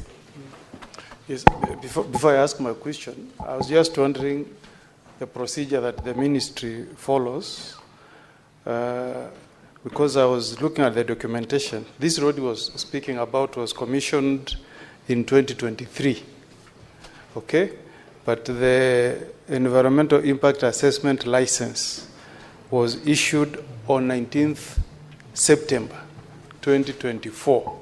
Does it mean that the ministry does not follow the laid down compliance procedures before the commission project? Because they should lead from the front. Honorable Madam Speaker. But the question I wanted to ask, which is current from the Minister, is on road safety. CS, that Senator last week, question do you want him to answer? That's the one I'm asking. That was just an observation. Okay. Last week, Waziri, we had a bad accident, and I think we neighbor each other. I'm Nyamira, you are in Bomet. In Nyansiongo, we had a very bad accident where a truck that was traveling from Keroka, Metamayua, down to Nyansiongo lost control and crashed into Nyansiongo market, and 8 people died on the spot. If you have data, that is coming up after another accident happened again last year in October, where we again lost 4 lives, Waziri. In that stretch, you know, coming downhill, it's a hill. From Sotik, Chebilate down to Nyansiongo, you also go downhill. And on both sides, Waziri, you have not placed bumps to slow traffic. Before September, in April, another child at Gesebe Primary School had been knocked down by a vehicle. Again, we raised these complaints. I addressed the same issue before your predecessor, Murkomen, but nothing has been done so far. How long does it take, Waziri, to just place bumps on the roads for purposes of ensuring that there is safety on the road users, the people who are using markets, etc.? Can we get any assurance from you that you will take note of these concerns and move with urgency and place bumps on that stretch of the road? And also whether there is a possibility of putting a climbing lane on that spot, because we don't want to keep on losing lives. We are also part of Kenya, people from Nyamira. Waziri. Well, thank you, Senator Okongo Mugeni. Before I invite the CS, I will only allow that question based on the fact that it has serious fatalities because of the accident. Otherwise, I want to remind the senators that the questions must be connected to the principal question that the CS is responding to, so that he's able to effectively answer. So I'll ask the CS to respond to the same. Thank you, Senator Okongo Mugeni, on those 2 questions. One clarification on the procedure on how we could be building a road without an environmental certificate because of those 2 dates. But like the speaker assisted me to answer that question, allow me to check exactly what happened and how we could actually start construction ahead of getting a certificate, which is a prerequisite in the order of, because really it's a requirement that an environmental study has been done. NEMA has issued certification. If it was being funded, the funding will not be so allow me to basically check on whether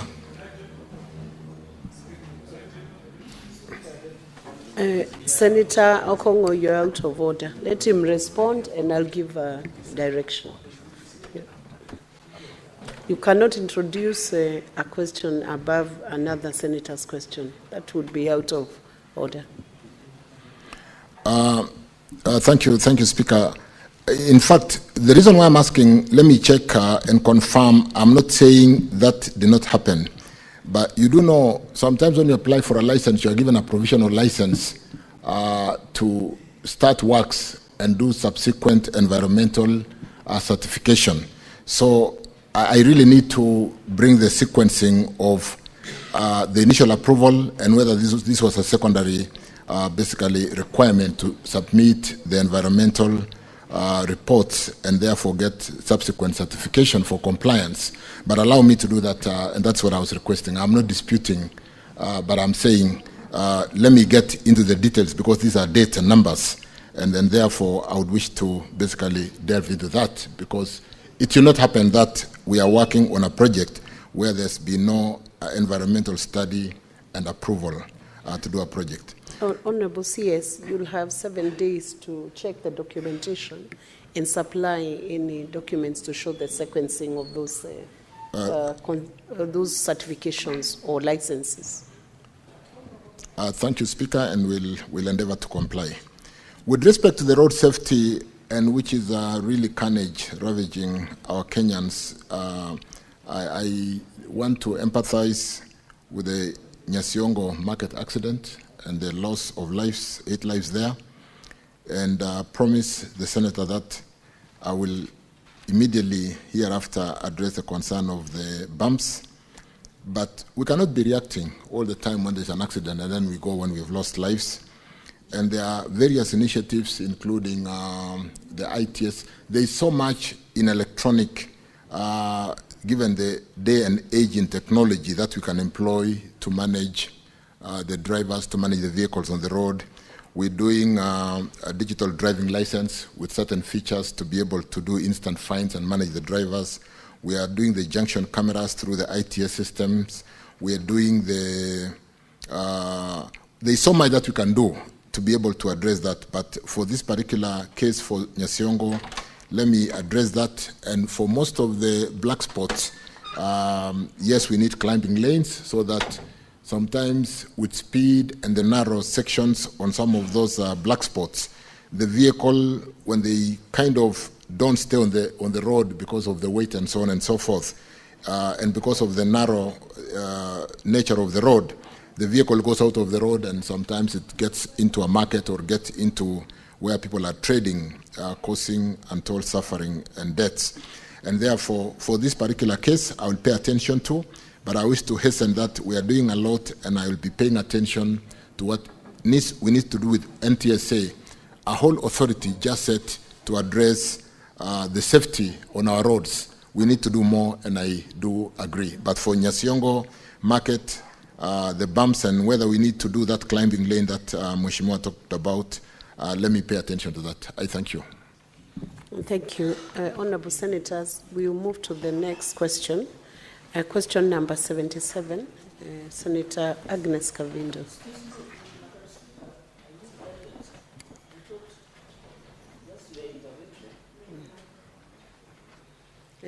What guidance do you need, Senator? And Senator Chiradike, when you need guidance, you first wait for the Speaker to give you permission to address the Chair. You cannot take over from Agnes before you're allowed by the Speaker. Senator Agnes, resume your seat. Let me hear the guidance Senator Chiradike needs. Please give him the mic. Madam Speaker, I understood when Senator Sifuna was given indulgence to go ahead of me in the sequencing of the order paper, unless order paper does not guide the House, because in the sequencing of the order paper, I was immediately after Senator Stewart Manzayo. The Speaker requested the indulgence of Senator Sifuna. Then it should have come back to me, because as per the sequencing of the order paper, I thought we are following order paper, Madam Speaker. Okay, let me... Can I be allowed, because I have other engagements, Madam Speaker? Resume your seat. I respond to that. Senator Agnes Kavindu has approached the Speaker. She's indisposed. She needs to seek medical treatment, so I've used the discretion of the Speaker to let her question be answered, and then your question will be next. We'll go back to sequencing. Resume your seat. Senator Chiradike, I have given the direction. Resume your seat. Resume your seat. No. I've already exercised the discretion and given you explanation on that discretion. I have told you I reordered.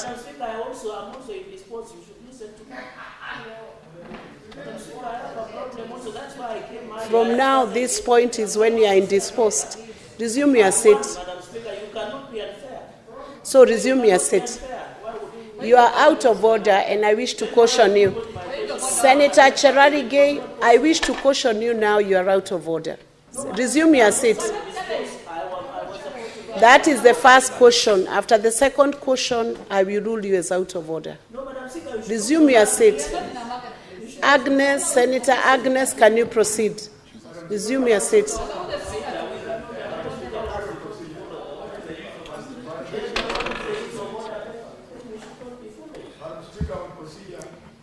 Thank you. Senator Halwale, allow Senator Agnes to proceed. I will listen to point of procedure after Senator Agnes has.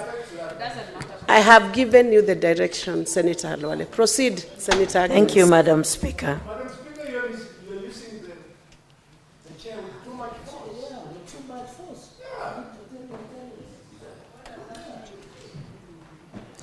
force. Thank you, Madam Speaker. I would like the CS to, I want to ask the CS my question. What are the reasons for the delay in completion of the Kakuku-Ekalakala-Matu Road in Machakos County? And what is the current status and projected timelines for its completion? B, are there any plans for the construction of a bridge to connect Thika River Ekalakala Isukoni ya Kadhini in Masinga Sub-County, Machakos County? C, when does the government plan to commence the reconstruction of Miu Yanganga Bridge in Masinga Sub-County, Machakos County, which was swept away by floods in 2019? And what are the projected timelines for its completion? D, what are the budgetary allocation for these projects in the 2024-2025 financial year? Thank you. Honorable CS, you may proceed to respond to that question.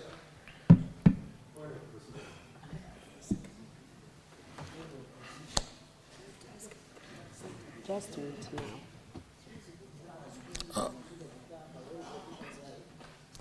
Thank you, Honorable Speaker. Let me straight go to the first question. The main reason, Speaker, honorable members, for the delay of upgrading to pitman standard and performance-based periodic maintenance of Matu, Ikalakala, Kankuku, and Junction A3, Kathulani, Junction 439 Road is as a result of financial difficulties facing the main contractor. The project was contracted to Kito Civil Engineering Company Limited in 2017 and has faced significant challenges in completion. Having exhausted all administrative controls, the ministry commenced the process of terminating the contractor in October 2019 through KERA to allow for the tendering of the works. The contractor, however, contested the termination in court, following which the matter was referred for arbitration. The contractor then requested to subcontract the works as an alternative to avert a lengthy litigation process that would further delay progress, and the request was granted in the interest of the greater public good. Subsequently, honorable members, Mheshimiwa Agnes, the contractor, has over time entered into several subcontracting agreements to facilitate the completion of works, the latest being the 20th February 2023, when Lido Supplies and General Traders Limited was brought on board. As at now, the subcontractor have collectively delivered 16 kilometers of tarmac at the Kalakala Matu and the Junction A3 Katulani Junction, C439 Road section, translating to 54% completion status with some 92, almost 93 months, which is really totally, that's the elapsed time. However, on March 2024, the subcontractor left site citing non-payment of dues. The ministry has recently paid a total of 88 million Kenya shillings to the contractor of the project through what we recently did to raise funds, and the subcontractor has since committed to resume works before the end of June 2025. Allow me to basically follow up and confirm that because we did a settlement agreement to pay pending bills, and one of the conditions in the settlement agreement was resumption of works to receive that 40% payment.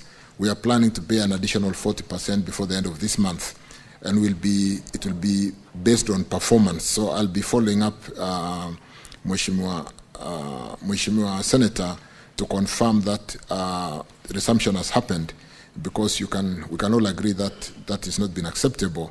But with the myriad of court processes and pending bills, with the solution having been reached through the recent payment, allow me to basically address that. On the second question, we are aware of the need to construct a structure to facilitate access along the Thika River, Galagala, Ishuko, Yakathini Road C438 in Masinga constituency to connect in Machakos County. The road serves as a link to Ikalakala ward in accessing roads such as Mutasha, Ithanga Hills, and the larger Masinga Ndithini region. The cost of constructing an adequate structure is Kenya shillings 20 million, and the construction shall be undertaken upon availability of funding. Not a very adequate. Allow me again to pay attention to that and see how we can quickly expedite funding for this particular bridge. On the third question, I wish to state that the reference Miu Yanganga Bridge in Masinga Sub-County has been designed for construction as a twin cell box culvert. The ministry is aware of the importance of the structure as it links the Kayole Mataka Kikule Road in Masinga constituency, Machakos County, providing a key transport link across the Miu Yanganga River and improving access within the Ndithini area. The cost of constructing the structure is estimated at 15 million, and a funding request for the same has been raised for consideration.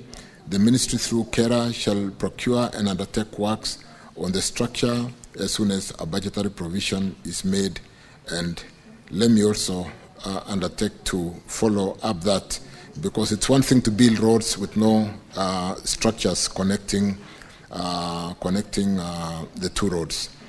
And on the final one, the two structures were not allocated a budget on the financial year 2024-25, since they are at preliminary pre-construction stages, including designing of the structures. But that was 2024-2025. Allow me also to check, Honorable Senator, the status in the current budget 25-26, and I will do that. I thank you. Do you have a supplementary question to that? Senator Kavindu. Yes, Madam Speaker, thank you. Sorry, my voice is disappearing, but I'll try to strain. Bwana CS, you know, like that Kadhini, in 2016 we lost 5 people. They were drowned, and to date they've not been compensated.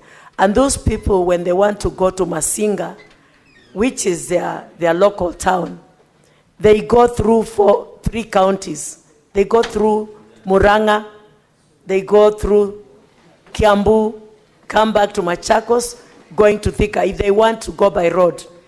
And the way they cross there by just simple boats that they construct. Bwana CS, I really expect you to do something about these people of Machakos County so that they can cross those rivers in a dignified manner. The other one at Miu Yanganga, Bwana CS, those people cross there, even small children going to school across the river, they cross there in a very undignified manner, and most of them are attacked by crocodiles and hippos from the river. And if you see the cost, if you check the cost of compensating one person who has been killed by a hippo or a crocodile, is 5 million. So if we lose as many people as we are losing, we've already compensated 9 people. That is 9 times 5 million. If you do the cost of compensating the people and building the bridge, to build a bridge is cheaper than compensating the people when they die.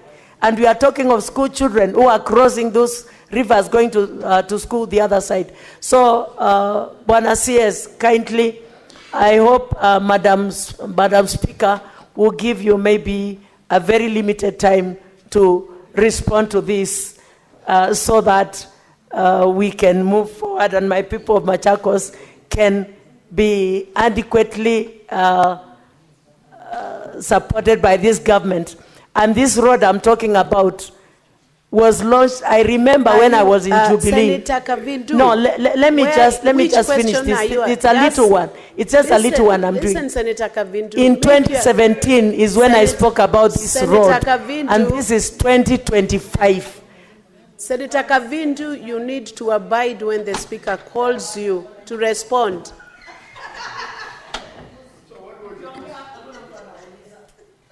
Senator Kavindu, you are getting out of order. Resume your seat. Honorable CS, proceed. Honorable Speaker, in the interest of time, I think Senator Kavindu was just stressing the importance of getting these 2 crossings to be built, and I undertook that I will really pursue the 2 bridges. In fact, we have some funding to address bridges in Kenya because we all have challenges with crossing across many rivers across the whole country. So, Senator Agnes Kavindu, I undertook, I will address the 2. I thank you.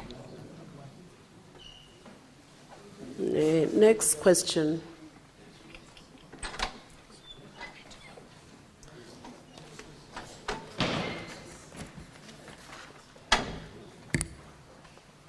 And you'll be very brief, Senator Kavindu. Thank you, Madam Speaker, for your consideration. Bwana CS, I have these few questions about a road. And A, could Cabinet Secretary provide a status update on the upgrading of the bitumen standard of the 25 Mombasa Road, Deviki, Kinanie Park, Kinanie Leather Park Road in Machakos County, which was allocated 1.785.779,141.98 by allocating by the Kenyan Urban Road Authorities, KURA, and explain how the road works align with the contract terms and road design specifications. B, could the Cabinet Secretary explain the reason for the delay in the completion of the project, which commenced on 15th July 2021 with a contract period of 36 months and expected completion of 14th July 2024. C, what measures has the ministry put in place to ensure the timely completion of all the current complete road projects by KURA and the Kenya Rural Roads Authority, KERA, in Machakos County, and could the Cabinet Secretary provide respective timelines on the same? Thank you, Mr. Speaker. Madam Honorable CS.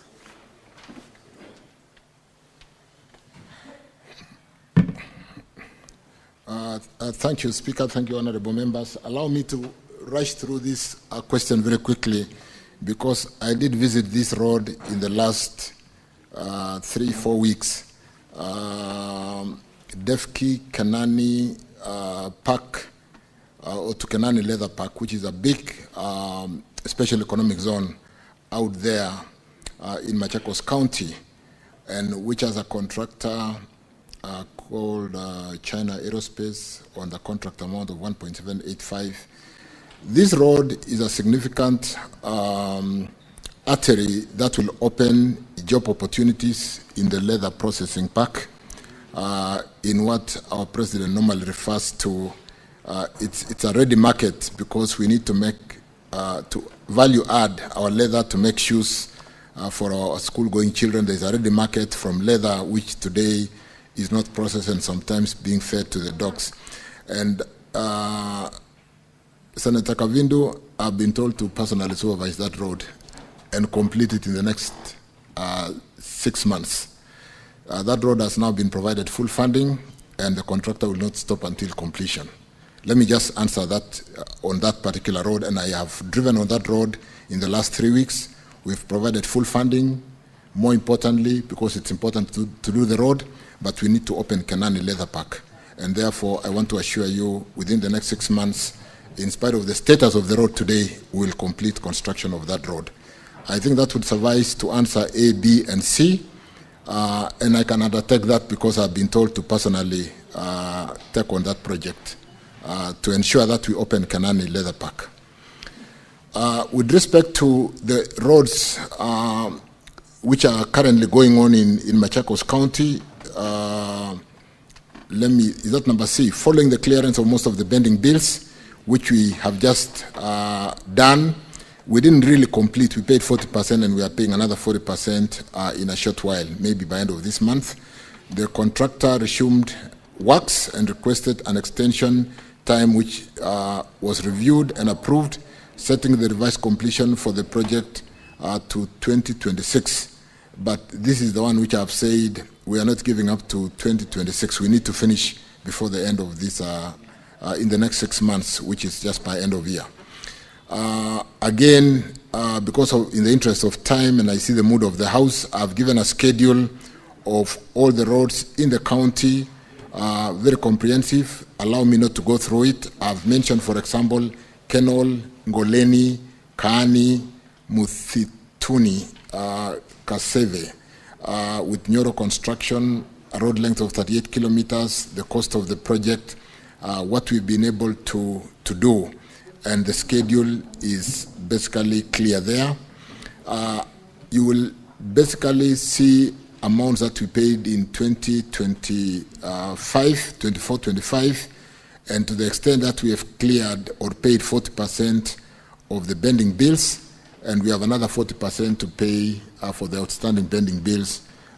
We are pushing contractors to get back to work and do what they must do, and allow me to basically stop on that, because the table bringing out the various roads in the county is being presented in a fairly clear way. I thank you.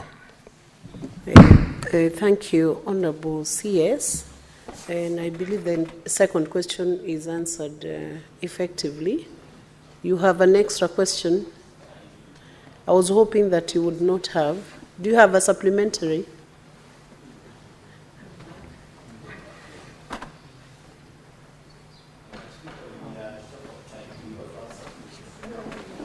Would you, Senator Agnes, in the interest of time, just ask one question, then others can have an opportunity to ask. Proceed. Actually, I won't ask any other question. I'm satisfied. If I have any other question, I'll get back to them again. Thank you.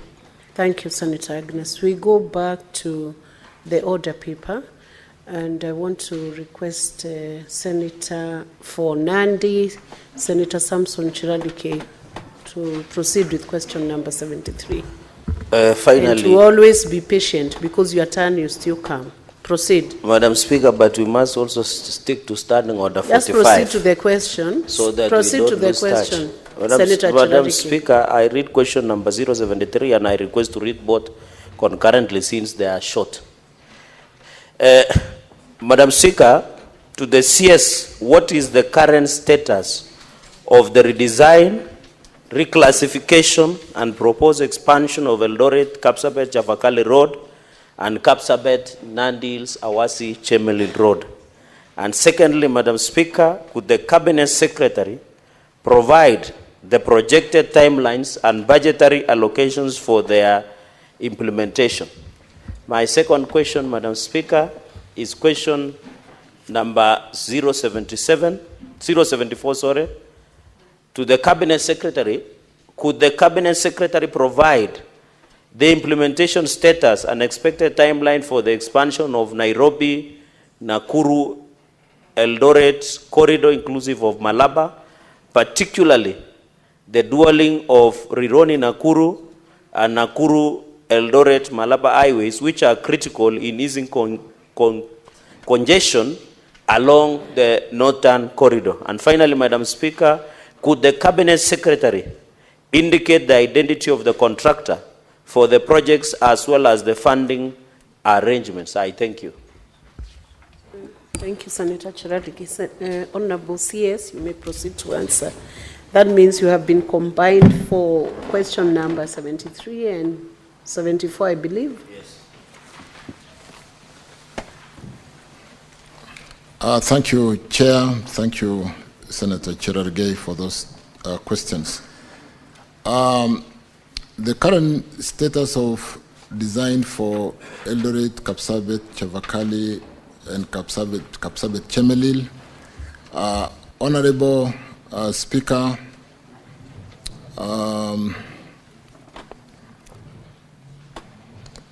redesign, the current status of the inquired road is as follows.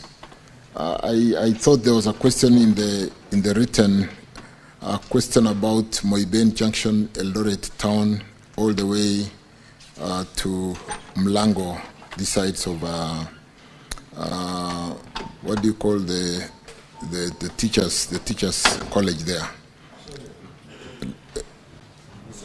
Mosoriot. Have you added an additional one? No, it was in the question, so allow me to answer, though the senator did not speak to it.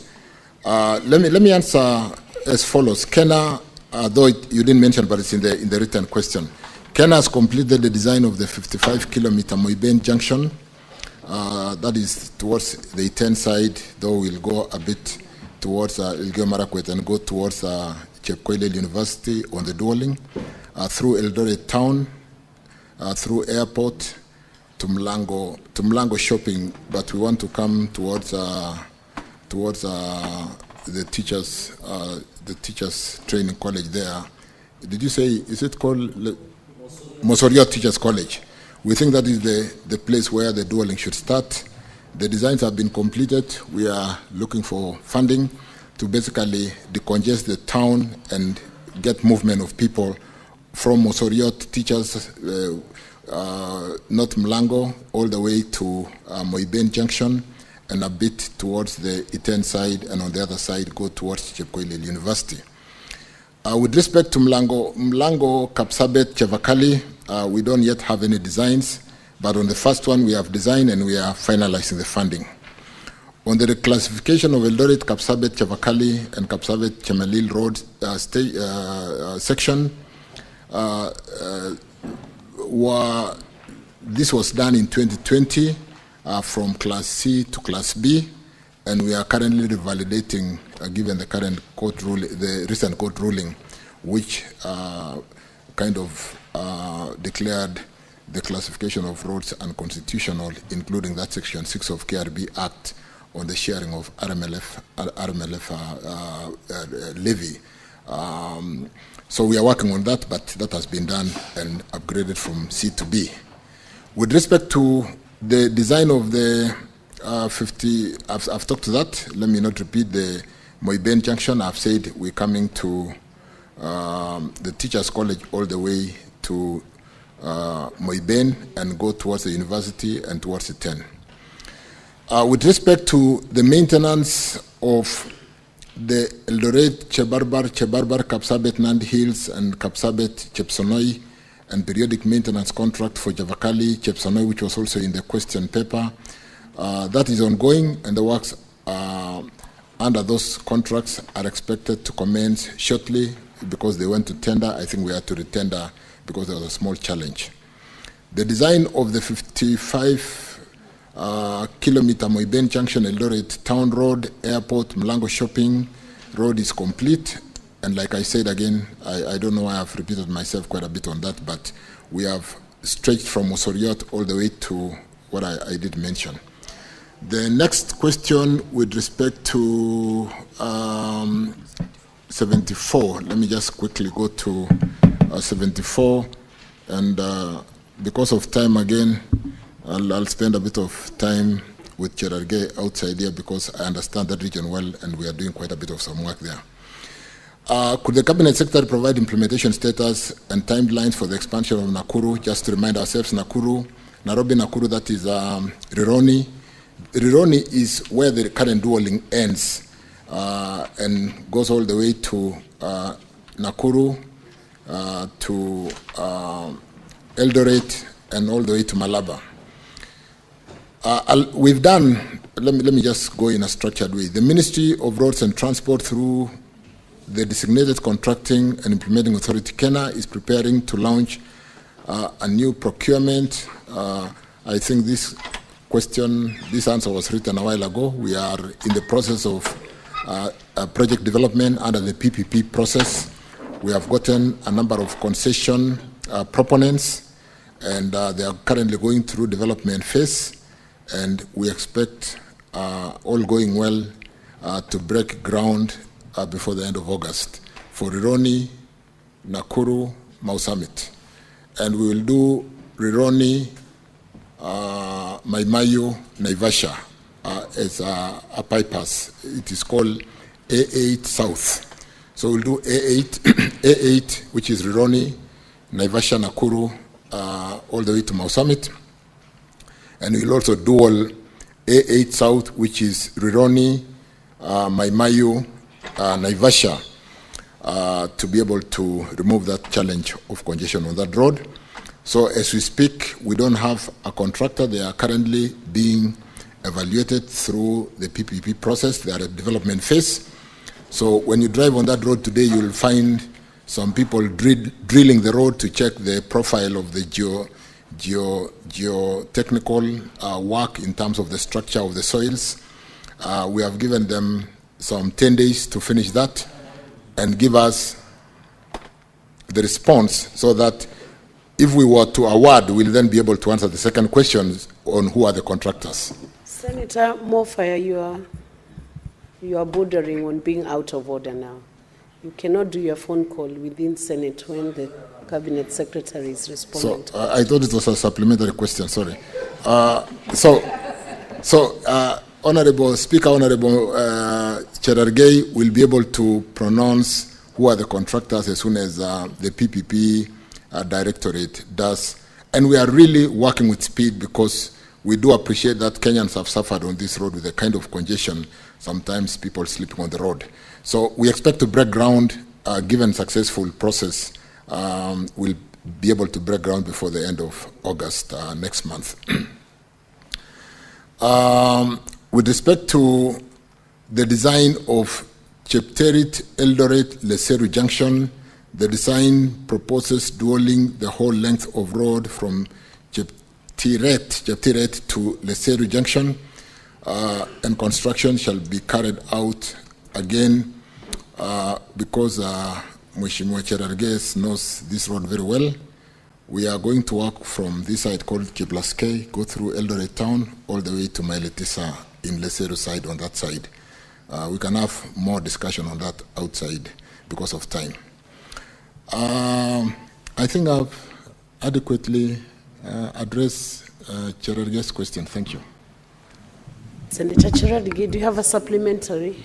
Yeah, can proceed. I'll just give one supplementary for the entire questions, Madam Speaker, so that I can allow my colleagues. Just one comment, one question to the CS. Of all these roads that interconnects between Chavakali, Kapsabet, and Nandils, there are roads like Nandil, Simaki, Tulua, Chepterwai, Chepsaita. Madam Speaker, and repair of Chepterit Moi University, where they are using maram and tarmac instead of using tarmac. That is Chepterit Moi University. And then there is this road of Jemuswa Danger. They are all interlinked and Celia. I'm happy, Madam Speaker, through the CS that Celia, Talai, and Timborwa, Maraba, Potapoto, the contractor is on site. But on these other roads from Nandil, Sibaki, Tulwa, Chepterwa, Chepsaita, Chepterit Moi University, and Jemuswa Danger, there is nothing on it. Can the CS, as they say in Catholic, say maneno moja tu na roho yangu itapona? Can he say something about this interconnect road? I thank you. Senator Charalige, do you need your roho to ponya, and why are you mixing the parliamentary languages? Proceed, Honorable CS. I hope you do understand the two languages. Honorable Speaker, members, I think we've done quite a bit to unlock, like Chemuswa Danger on the other side, it is the same contractor and they have started from one side. Do we move the contractor to the other side? Do we get two gangs so that one gang starts from the other side? And yes, we are able to do that given the fact that we've lately paid the contractors. And I'd like to encourage members, when you drive past and meet some of these contractors, we need to talk to them. They were in a really very sorry state. We owed them money, they owed subcontractors money, they owed suppliers of cement, steel, they didn't pay salaries. But with the unlocking of that challenge, I want to confirm that, without repeating that, all those roads that Senator has talked about are funded in the current financial year. And I would like to spend some time with the Senator to confirm that. And it's the same thing across the whole country. We've really done fairly well with the unlocking of the bending bills and ensuring that every road that has a contractor has at least a milestone funding in the year 25-26 to ensure that we do not only pay them for the bending bills, but we have money to pay them for the subsequent certificates they are yet to give us. All those roads, Senator, have been funded. And I want to spend some time outside here with you sometimes to confirm that. I thank you. I'll allow Senator Joyce, Senator Boni Halwale to ask supplementary questions on that. Senator Joyce. Yeah, thank you very much, Madam Speaker. I would want to really appreciate the CS for the way he's handling the ministry, but I still have one question, which I know is brief to it. I don't know what the plans the ministry has concerning a road that is sharing the same problem with what Honorable Jerarge has said, that is the road from Chebole to Shongiroi to Emurwadigir, Silibwet, Olengurwani, Silibwet, Chamaner, and Kiagong, Sigor. What are the plans that the ministry has? Because these are the roads that have been having a challenge with the bending bills, and they have been in construction for the last 4 years. And the same roads are also getting worn out before even they are completed. Can the CS respond to that? Thank you. Senator Joyce, I think you've breached the rule of giving a supplementary question springing from the principal question. But I do not know whether those places you have mentioned are connected to the roads that Senator Cheralige asked about, and whether Honorable CS would be prepared to answer that from top of his head without having prepared for it. Honorable CS, are you able to respond to that? It has no relation. He's the CS for transport and roads in Republic of Kenya. So let him respond for himself.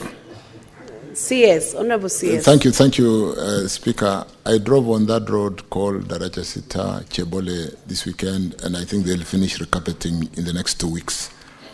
With respect to Chebole, Labotiet, Digir, we are reconstructing starting this financial year.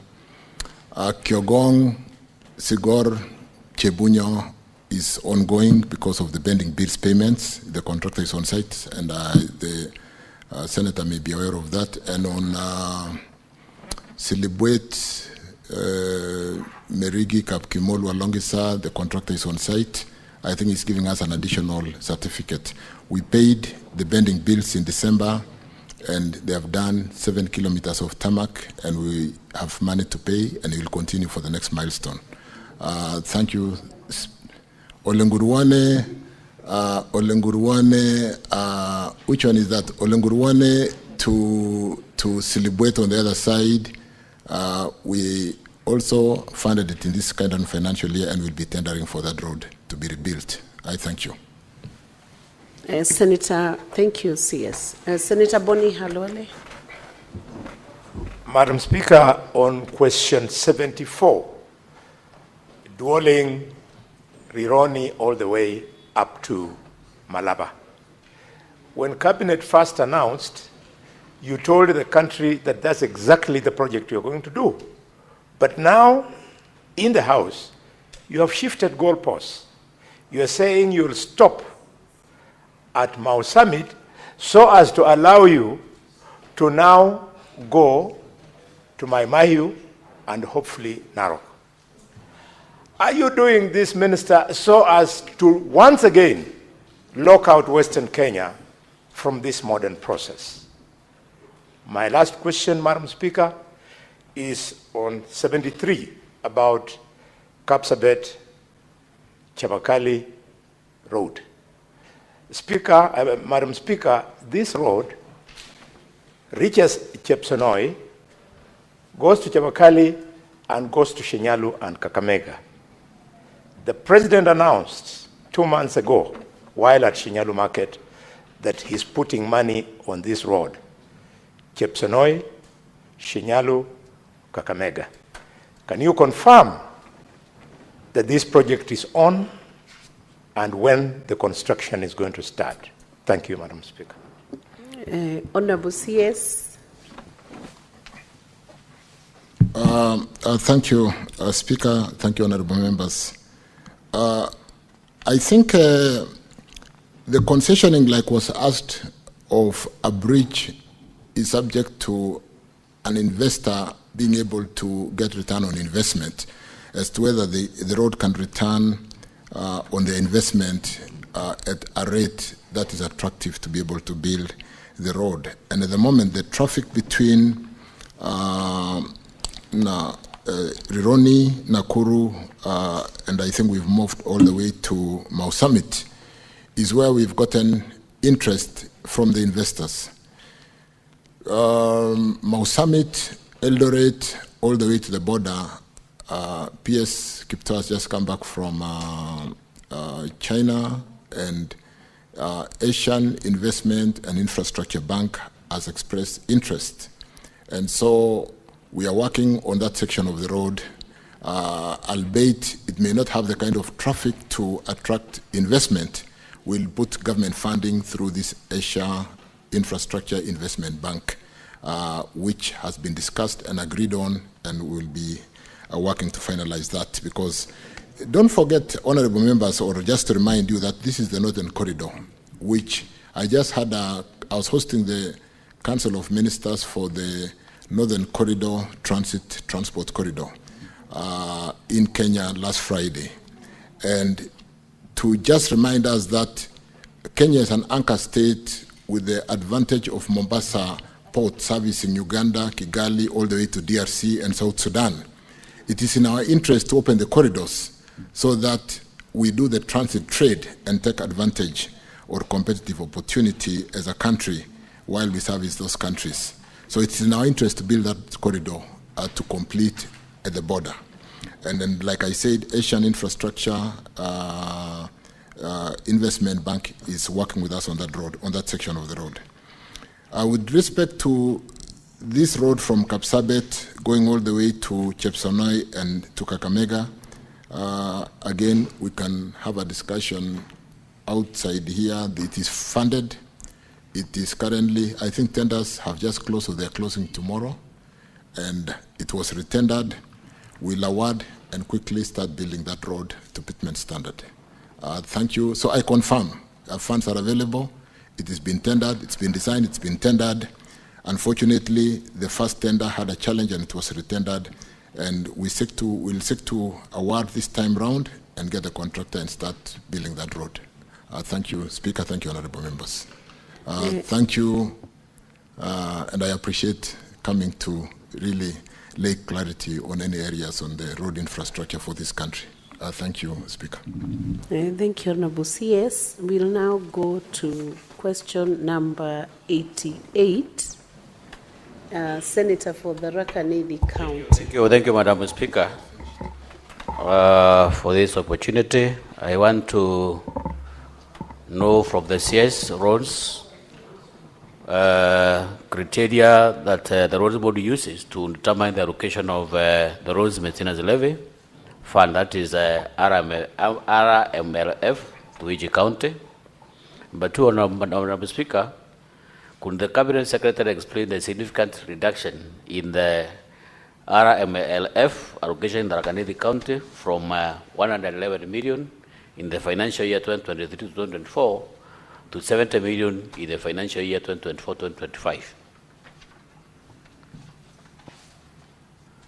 Honorable CS.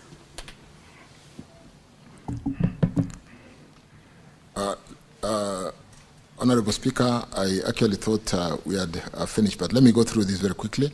The road maintenance levy is allocated in accordance with the criteria provided in Kenya Roads Board Act 1999, I think Section 6. From 2015 to 2016, 2020 to 2021, the road maintenance levy was allocated to the roads agencies as tabulated in that table: 40% to Kenya, 21.8% to Kenya Rural, and Kenya Urban had 10.2%. County governments had 15%. Allocation, which was a special for emergencies and for disaster, and which sat in the CSS office, was 10%. Kenya Wildlife Service was 1%, and 2% for Kenya Roads Board, totaling 100%. Effective July 2021, honorable members, the conditional RMLF allocation to counties was discontinued with the National Treasury including this allocation as part of the equitable share of revenue to counties. The 15% road maintenance levy fund allocation to counties therefore reverted to Kera and Kura, because you know this RMLF is a conditional, it's really a levy for maintaining roads, and it can only be used for roads, and therefore otherwise it can only be a conditional grant. The county governments additional allocation bill 2024 proposed to allocate some 10.52211853, that is 10.5 billion from RMLF to the 47 counties in the financial year 2024-2025.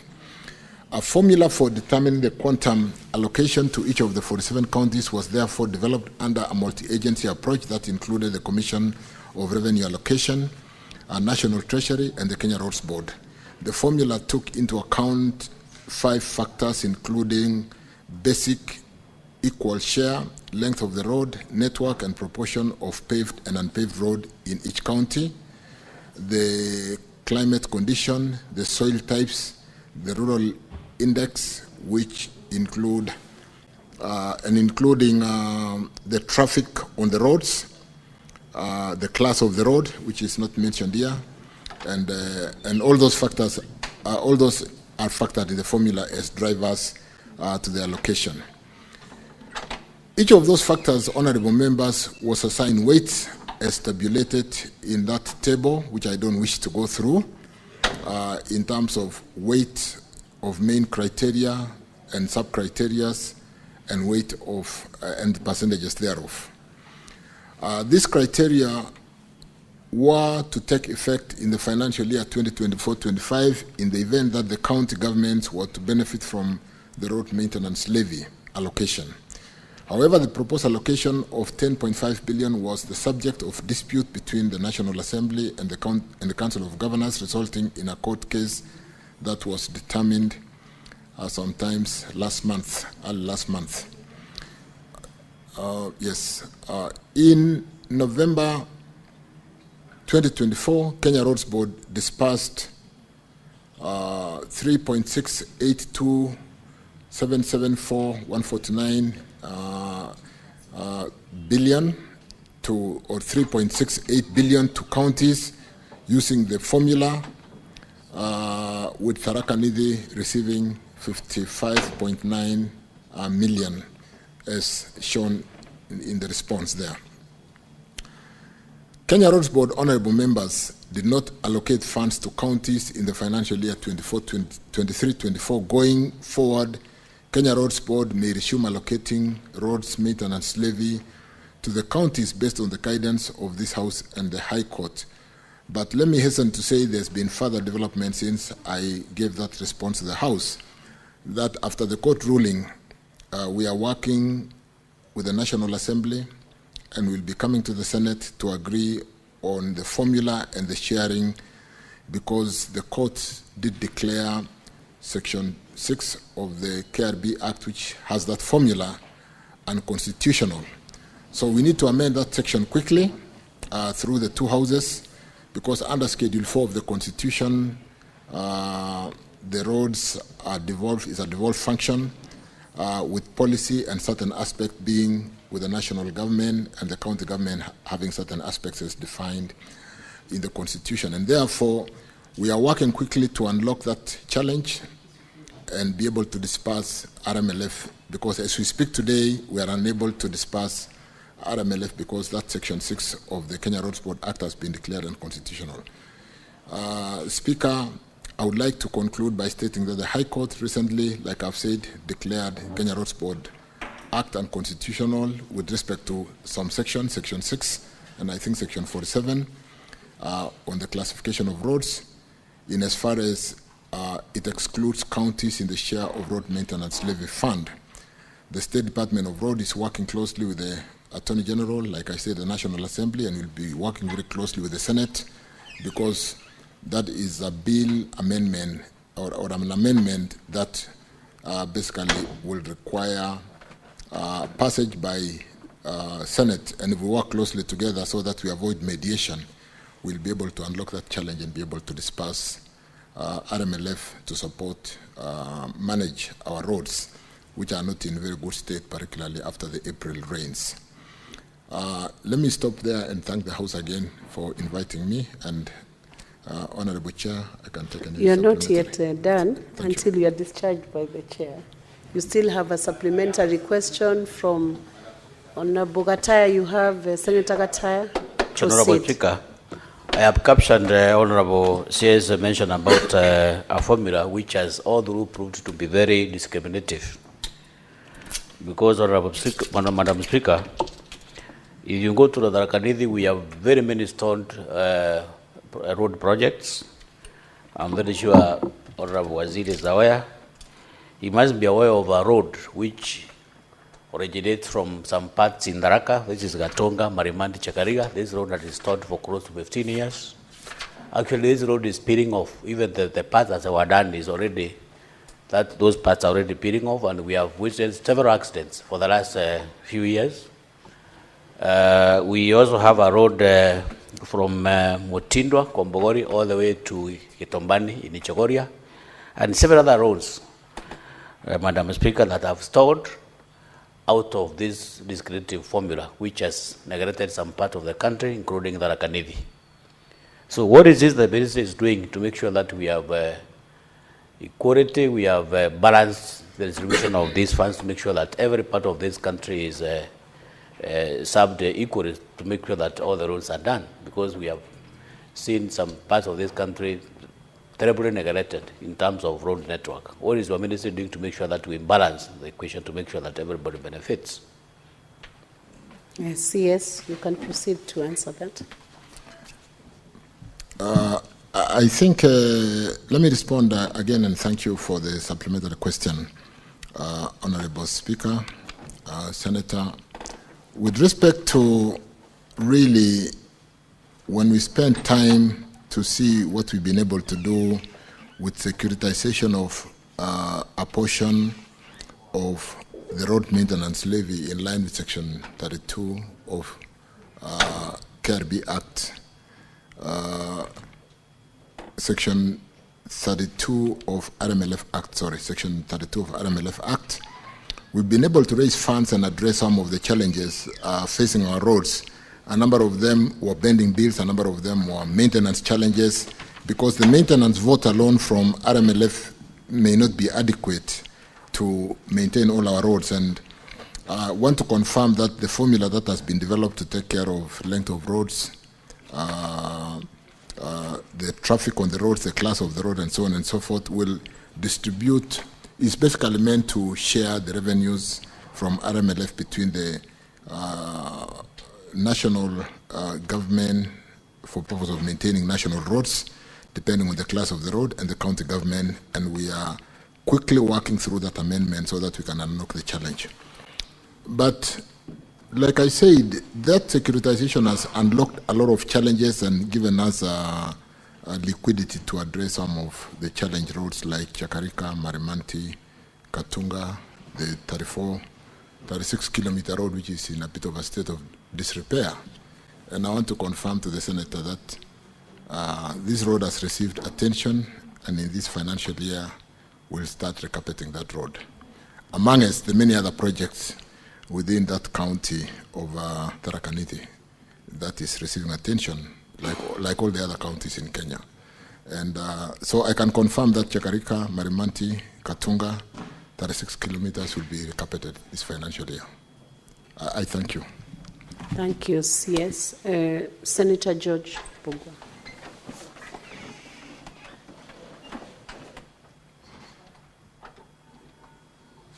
Can you give him the mic? Thank you, Madam Speaker.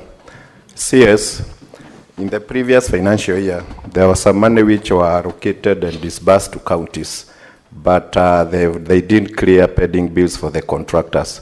What is your ministry doing through the Kenya Roads Board to ensure that the counties don't start new projects before they pay the pending bills for the work which was done previously? Thank you.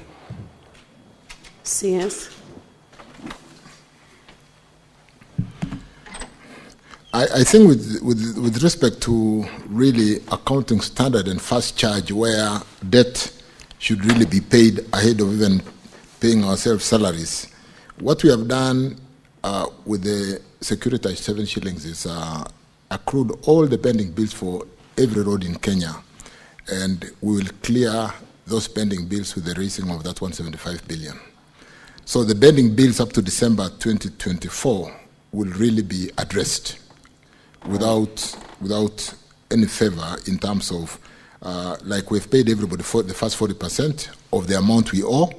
We are paying the next 40% of the balance by end of this month, maybe first week of August. And what we did in the budgeting before really picking on any new project is to make sure we provided funding for at least 1.5 or 2 certificates for the works, for the new certificates that will come, so that we don't accrue pending bills again.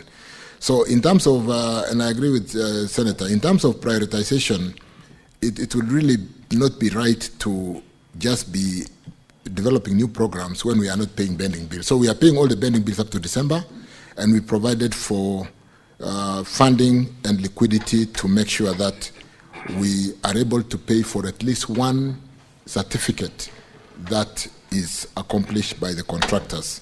So I want to assure this House, Honorable Speaker, members, that we are on top of this, and we'll try to, as much as possible, minimize that challenge of accruing pending bills while we are developing new projects. Again, thank you, Speaker. Senator Dan Manzo, did you have a question? Or it was well, the question I had with the CS is a little bit different, although related to a question he asked much earlier as to what happened. Because Ari alone, he had been here, and I'd asked him a question, and he promised to see me at his office, but that never happened. So what happened to KRML? CS, that's a concern. It's a genuine concern. You could address it. When I was coming into the House this morning, Senator came to receive me, and I thought we had agreed on how we were going to sort that out. So I'll be seeing the senator hereafter to address that. But I guess because of just call of duties, I can see Senator Manzo and address that challenge. But I didn't quite hear the first part of the question. I wish to more on a serious note address. Was there a question? You saw me struggling to hear. Sorry. Thank you. Ukia Emali has now been funded. You are aware we closed the bids for Ukia Emali. Is it Emali Ukia or is it Emali Ukia? There was a fight when we were advertising on to whether we should publish it as Ukia Emali or Emali Ukia. But that has been advertised, it has been closed, it's undergoing evaluation. We have funded in the current financial year to be able to have mobilization and funds for the first milestone. And Ukia Emali will start in due course. I thank you. So, Honorable CS, I want to thank you on behalf of the House for the questions you have responded. Senator Abbas, you had a question? Yes.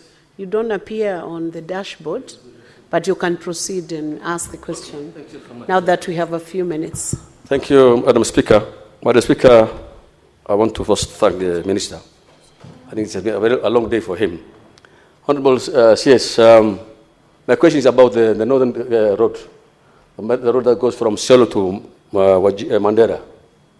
I want to thank the President for standing firm to see that that road is actually on progress. Actually, it's progressing. However, there are some challenges, especially delay of payments.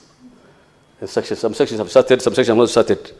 But however, the other one has been, the one for Samatar Wajir has been already been advertised. I saw it yesterday. But the two sections that were under annuity, that is Madogash, Samatara, and Rambo Mandara. What is the position of the annuity? Because the last time the President has promised that the Kenya is going to take over, or the government is going to take over, to ensure that this road is done completely and not in patches. Thank you so much. Senator Abbas, that's a road that is notoriously known in Kenya, especially in the social media. The road that has brought a lot of interest, actually. That has brought a lot of attention. A lot of interest, yeah. And it's become popular, actually. You could speak into it.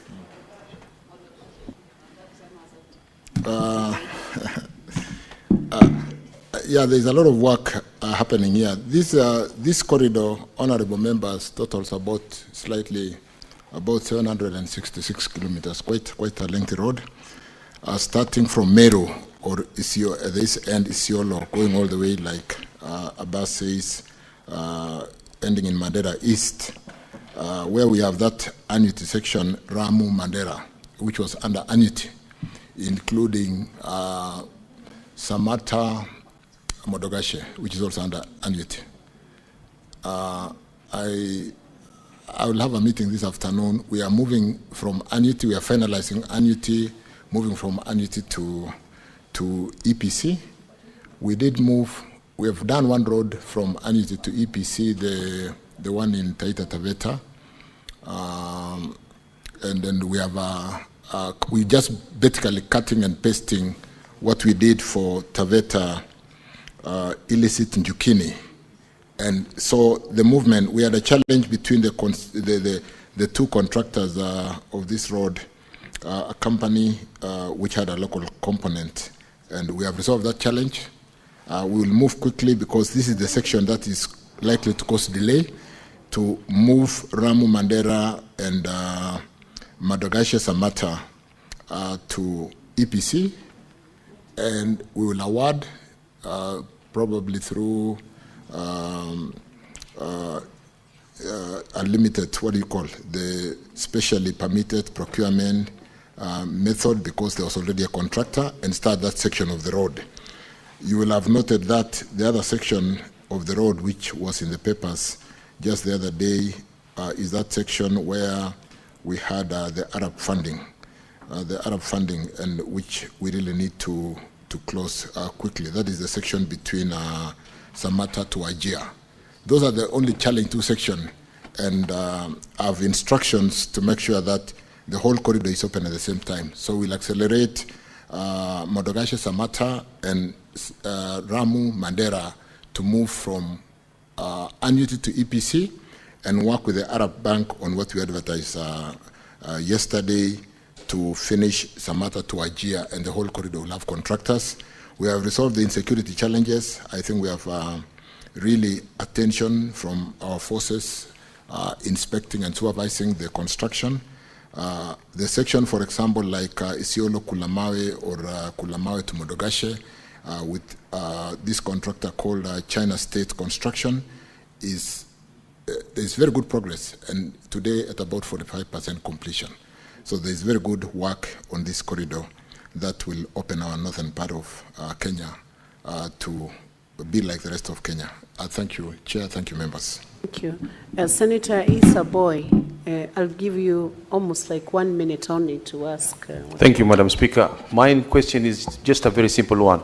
There is a road from Lungalunga to Vanga, Mr. Minister, but that road from Vanga to Lungalunga, there is just 1 kilometer to reach Vanga. It's almost now 4 years. It has not been completed. That's my question, please. Please comment on that road within a minute.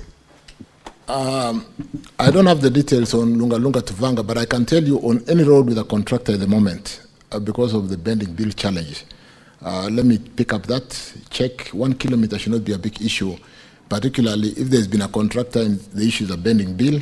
I can, because we've paid each and every contractor the first 40%, we are paying the next 40% in a short while.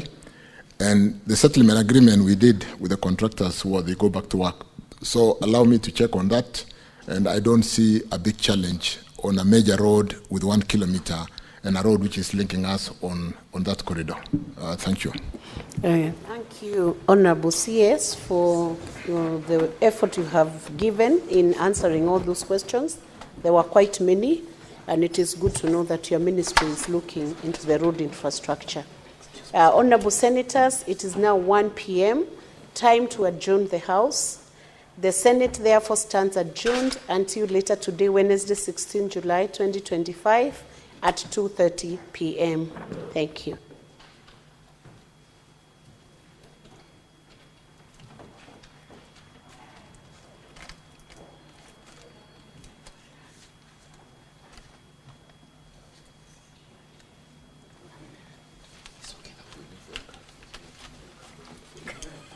Joyce.